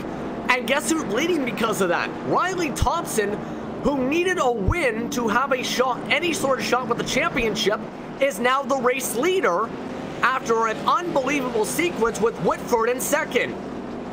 That's incredible. I don't even know what happened there, but we talked about being patient and running this one down, but a little bit of contact there with the 9. He didn't give quite, well, didn't have to give room, but it certainly made things a bit spicy there. That was just insane. Like, wow. Oh look, here's the race we've expected for 220 laps. Bazinga, not in that anymore. So this completely scrambles the strategy in the entire race. Smith is at least multiple laps down now in the pits after the tow truck. So his chance for a win may be done now with as many laps as there are. Under 30 laps to go. Mike Kelly is still on the track in the 8th position with a bit of damage, but has to be a little tiny bit worried with Thompson up at the front. We'll have to wait for official confirmation in terms of the points as we run, but with Thompson in the lead, that could complicate that battle. Also involved in that said battle, if I'm remembering correctly, yes indeed will be, was that number 9 machine of Peterson. He did keep that extra fast repair, remember, so he is down to his last car, his backup car rather, after having all that damage for 220 laps. And this is, I think, the perfect time to actually save it for. He's now the 9th place car on the racetrack and has the freshest car on the racetrack left. Yeah, this is just absolutely mind-blowing of what has just unfolded in these last couple of laps. Riley Thompson now up in the lead. Can he hold on to this lead for the next 20-something laps? It's going to be, or excuse me, 30-something laps, 38 laps, I believe, 37 now. But it's going to be a really hectic finish to the end because Mike Kelly is going to want to get as many positions as he can to make sure that he can secure himself with that championship points. Kelly is plus 16 as we run right now, so if he holds on, he should be good, but we'll have to see. Riley Thompson is the control car. Whitford on the outside. Wellman will be in third with Hawks in fourth. We're back underway as Riley Thompson will lead his first lap under green of the entire race on the Myrtle Beach 400. Great launch by him, and it's 28 laps, not 38 laps for the viewers at home we have left, as we are 2:24 here, as this gets very congested. Mike Kelly still got great speed. Look at him pushing forwards now. Oh, problems! Back it up, and contact again for Mike Kelly. Might be time for that repair. And still piling up, in fact, in turn 4. Kelly is getting bounced around like a pinball. And now he's got significant damage on the number 3 machine.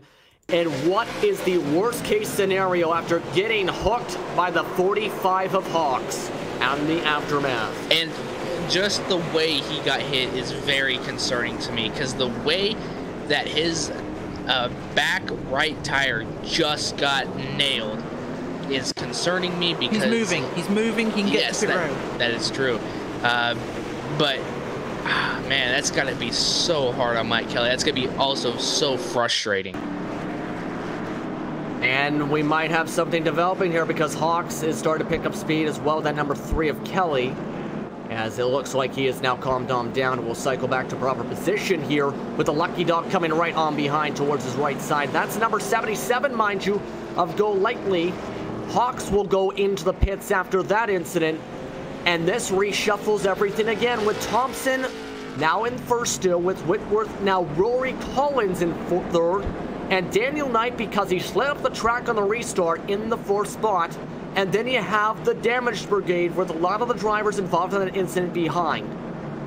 You know, Mike Kelly might actually not be that damaged. I just watched that back, and if he had a horseshoe in that car, some 4-leaf clovers, and a bag of rabbit's feet, I don't think that could have gone better for him.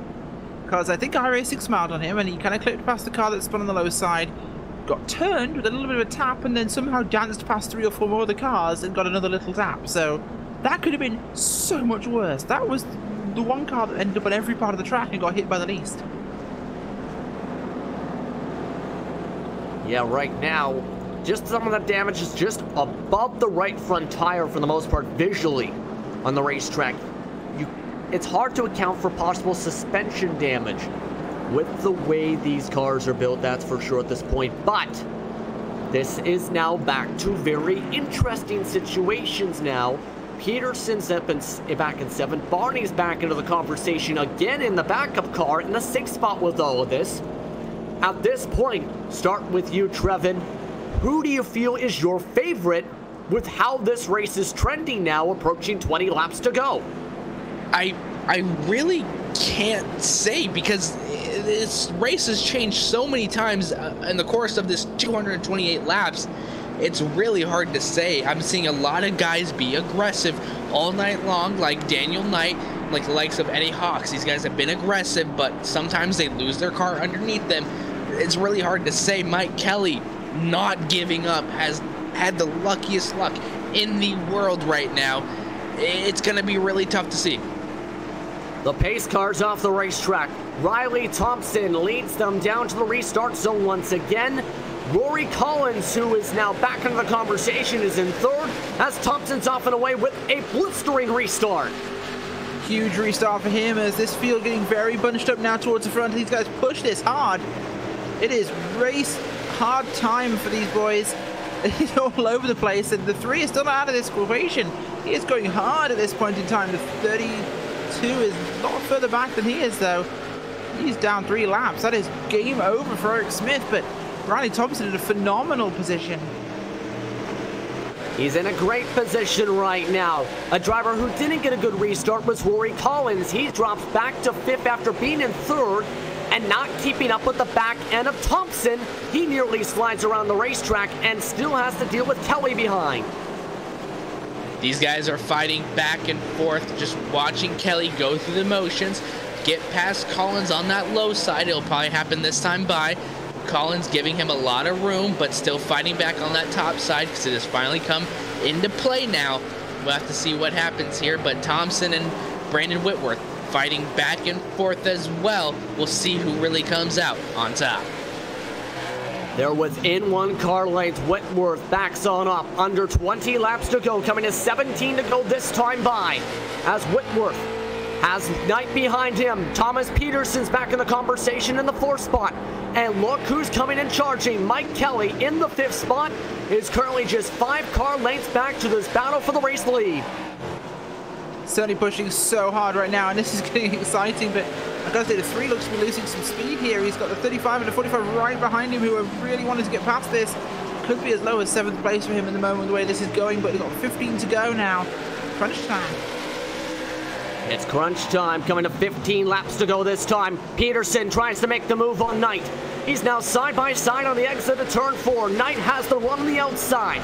On the inside, Peterson, he'll try and dive it back in with the late braking. Starts to slide at slight touch. Rides the bottom, just avoids the turtles. He'll be once again side by side with Knight for the 3rd spot. Watching Knight run that outside line all night long has not been working out for him well, but right now it's kind of working out. But that number 9 just got a better exit, so he's going to have to slide back in that 4th place position and try again another time. Approaching 13 laps to go. Peterson will now have to try and dig hard with Whitworth and Thompson in front. Remember, Peterson in a brand new fresh car, fresher tires than the top 2 in front of him on the racetrack. Who will be able to hold on is the question at this point. As Whitworth tries to send it towards Thompson, he checks up on the exit of the corner, and that opens up the door once again for Peterson. Oh, it's getting so close right now with these guys. It's an incredible race. This is just awesome short track running from these guys. Everyone looking for the opportunity. The tires becoming a limiting factor in how far they can go, but Peterson pushed one of my favorite drivers of this race. He's pushed so hard.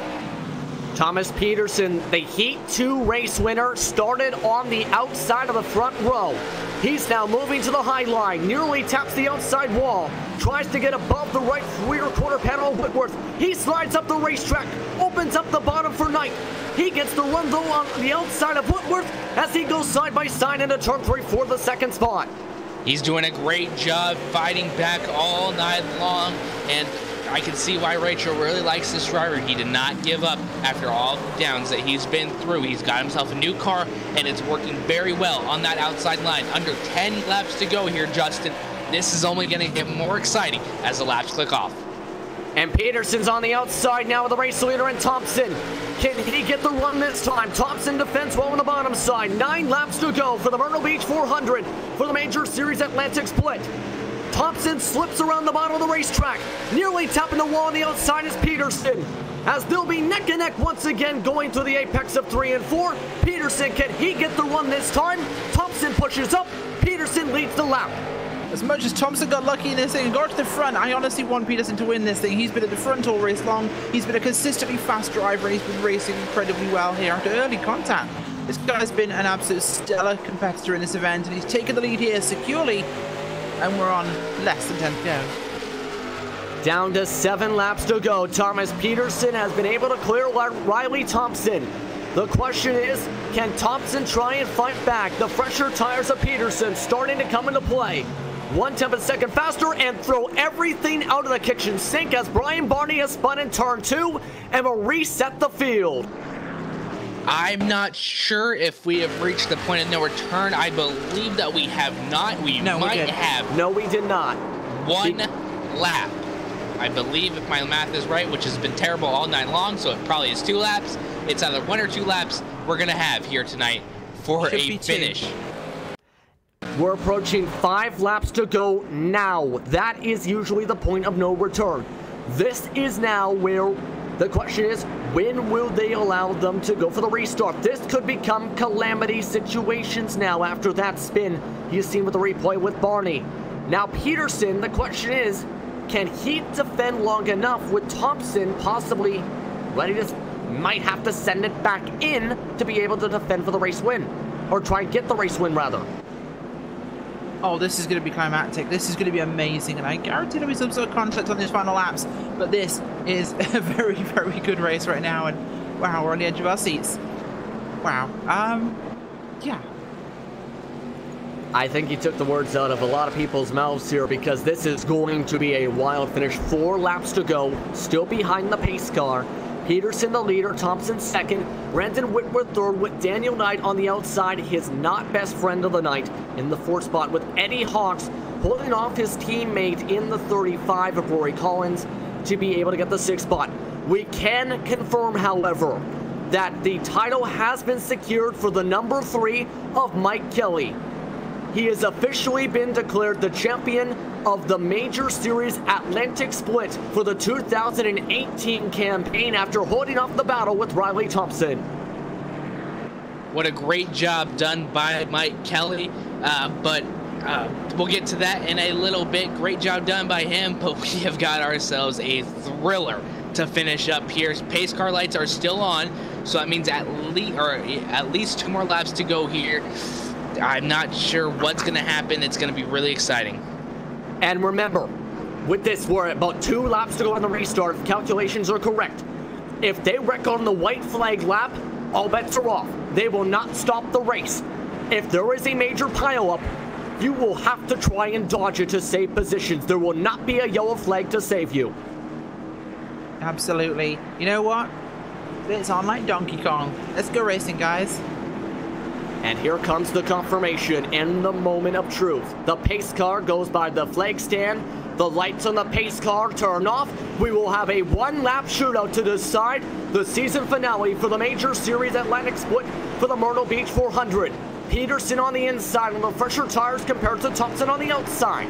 Whitford's in 3rd with Knight in 4th, and rounding out the top 5 is Hawks. It will be an exciting finale after 250 laps of craziness. Who will come out on top? Peterson, once again the control car on the restart. Thompson trying to time it up. They're already rubbing and bumping their way to the restart zone. Off and away goes Peterson. The green flag's back out. We're backing away from Myrtle Beach. The 58 of Riley Thompson really trying to get everything that he can, going through turns number 1 and 2. Number 9 of Thomas Peterson has himself a great restart. And Knight almost wrecks the beat for the 4th spot. He'll be 3 wide, battling for the 5th spot. Coming out of turns 3 and 4, though, Thomas Peterson will hold on and win the Myrtle Beach 400. Thompson comes away 2nd, Whitworth 3rd. And what a finish indeed, Rachel. Kelly makes it through in 7th place, which is what he needed. Ahead of 13th, he's definitely done this one. Riley Thompson, fantastic, but couldn't hold a candle to Peterson. Peterson has deserved this. He's been the campaigner all race long. He's had a phenomenal run tonight, and wow, he's going to burn this thing to the ground.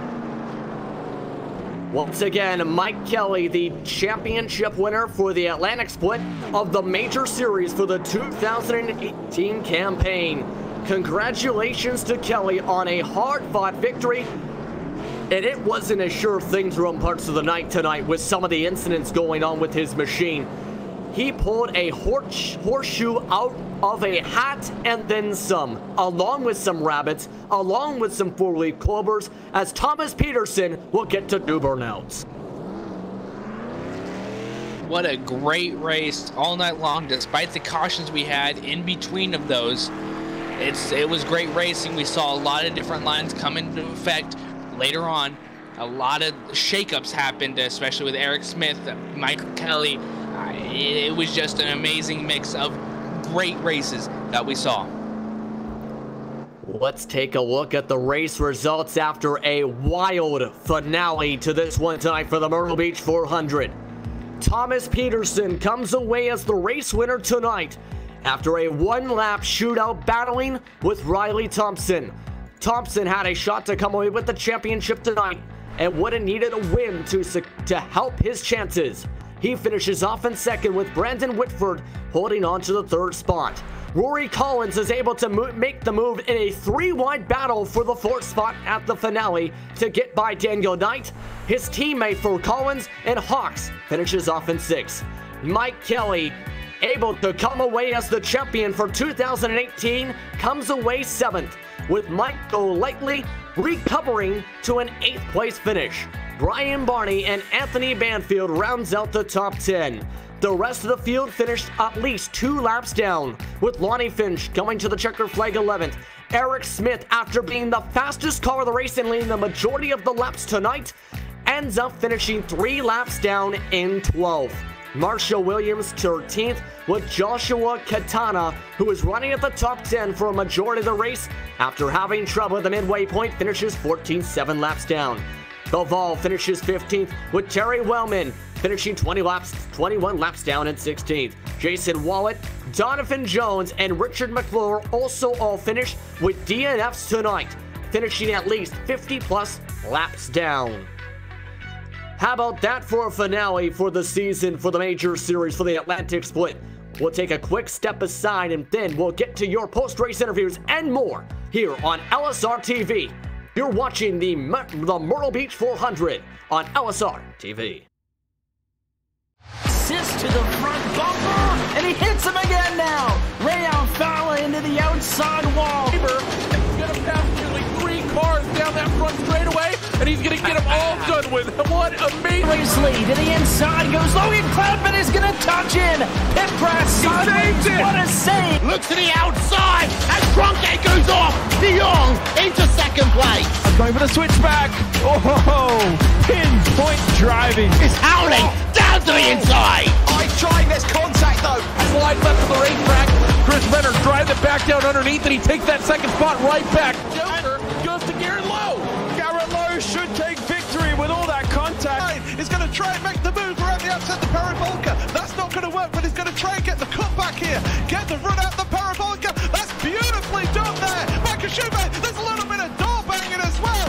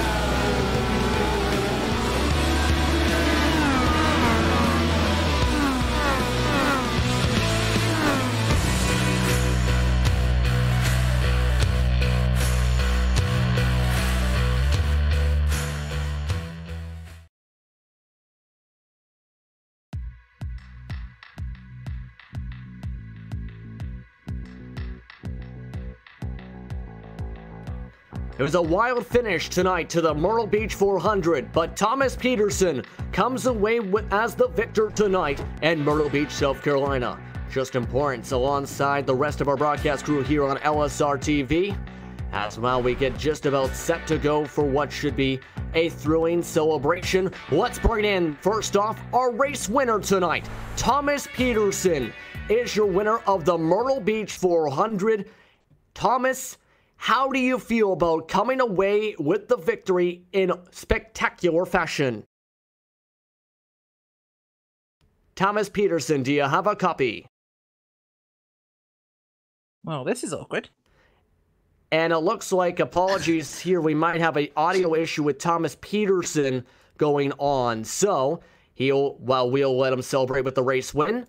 Why don't we talk to our championship winner, shall we? To start things off, who is very eagerly standing by. Let's bring in Mike Kelly, who had the luck of a millionaire and a half tonight. Mike Kelly joins us in the broadcast booth as the 2018 Major Series Atlantic Split champion. Mike, how are you feeling tonight? Well, I'm a little mixed emotions right now. I feel like I should be really thrilled, but I'm just kind of mad. But yeah, that was a wild one. I'm glad I won it after all that. That's about all I can say right now. I'm kind of speechless. The total points given from the Major Series, 2,746 for you. For Riley Thompson, 2,712.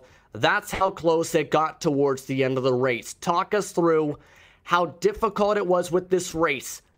With a race where you were pulled back and forth like a yo-yo from the top driver in the race to pulling strategy to having to have a lucky rabbit's foot for parts of this race before coming away in 7th to secure the championship. Yeah, I don't even know where to start. Thank God for the fast repair, for one. Thought I had really good control of the race, but these long races, you never know. So I was just trying to be content, stay out of all the trouble. It was real safe up there up front earlier. Eric was the class of the field. He made a little mistake. Thomas and I got together earlier. I'm not sure what happened there, but that was nail biting, and he recovered from that. I was glad to see that. And then I made the mistake. I told myself I was not going to pit. I was just going to ride it out till the end. And then I pitted, and I got a speeding penalty, and then it seemed like everyone was trying to kill me from there. And I finally had to use my fast repair, and I don't like doing that because, the races get crazy at the end. So I was trying to save that fast repair for the end, but my car was too slow. I had to use it, and then I just prayed and tried to make it to the end. And it worked out to come away as the overall season champion. How does it feel to come away as that said champion after so many different rounds and so many different vehicles throughout this series that you have with the Major Series? It's been thrilling. I'll tell you, I love racing for championships. I've raced for a lot of championships, mostly in oval racing, and I could go on for quite a while with you guys telling you some stories, but this championship was the hardest I've ever had to win. I've lost some, a couple that were maybe a little more heartbreaking, but boy, it was hard work. I mean, never could let up through the whole season. I mean, with the drop weeks, Riley keeping the pressure on, made a mistake last week at Bathurst, which kept me from basically almost locking it in. So it's been tense. I love it. That's what racing's all about, though, and this sim racing can really give a real life experience. Is there anyone you want to thank for being a part of this year's championship run, or anything else you want to add?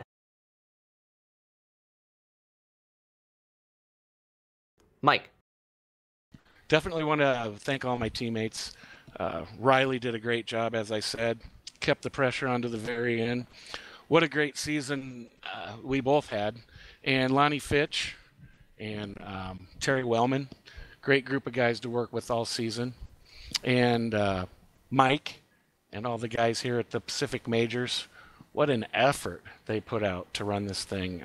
I've done league management, league admin. I've been a race director in real life, and I know what these guys go through, and they did a great job. And thanks to you guys at LSRTV for broadcasting these through the season. Always enjoy watching them. Woo! I'm going to go celebrate. You go celebrate. Congratulations on being the Atlantic Majors champion as well as the Legends champion for the 2018 season, Mike. Thanks a lot. Really appreciate it. And that was Mike Kelly, the 2018 Atlantic Majors champion, finished off 7th tonight. And now standing by with Trevin is the overall race winner tonight, the number 9, Thomas Peterson. Trevin? All right, we'll see if we got him this time. Starting second, finishing first, the number 9 Thomas Peterson. Thomas, how was this race? You had 250 laps to get through. How difficult was it to get through all of these?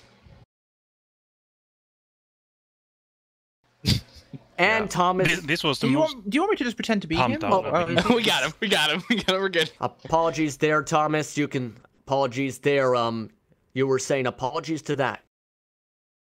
I said this is the most pumped out I've been all season. I think those last, was it 20 laps? Was the best racing I've done, I think. Absolutely, it was really entertaining to watch. What was really going through your mind throughout those last 20 laps? Because we saw so much back and forth going on throughout that whole entire race. Yeah, I thought when I ended up in the back on the lead lap after me and Eric got together, I thought, well, I just put new tires on and put out the spare car just to be safe, and it worked. And coming into tonight, 4th, how important is it to get this race win to get yourself a better position in the point standings and getting yourself better momentum for next year's Major Series? I have no idea where I finished. I gained some points at least, but next year I think I'll be more prepared, and I think I'll try to survive the first lap on the road courses as well. Absolutely. And before we let you go, Thomas, any sponsor shouts? Who gets it done for that number 9 machine? Yeah, I want to thank my teammates who are not here, and one of them tonight. And I want to thank you guys and Mike and the team for putting on this. All right. Thank you, Thomas. We'll let you go celebrate with your team. That was the number 9 finisher in first place here tonight at Myrtle Beach. Thomas Peterson coming away with a win. Now Rachel Whiteford's going to be standing by with the man who finished second in the race and the point standings, Riley Thompson. Rachel?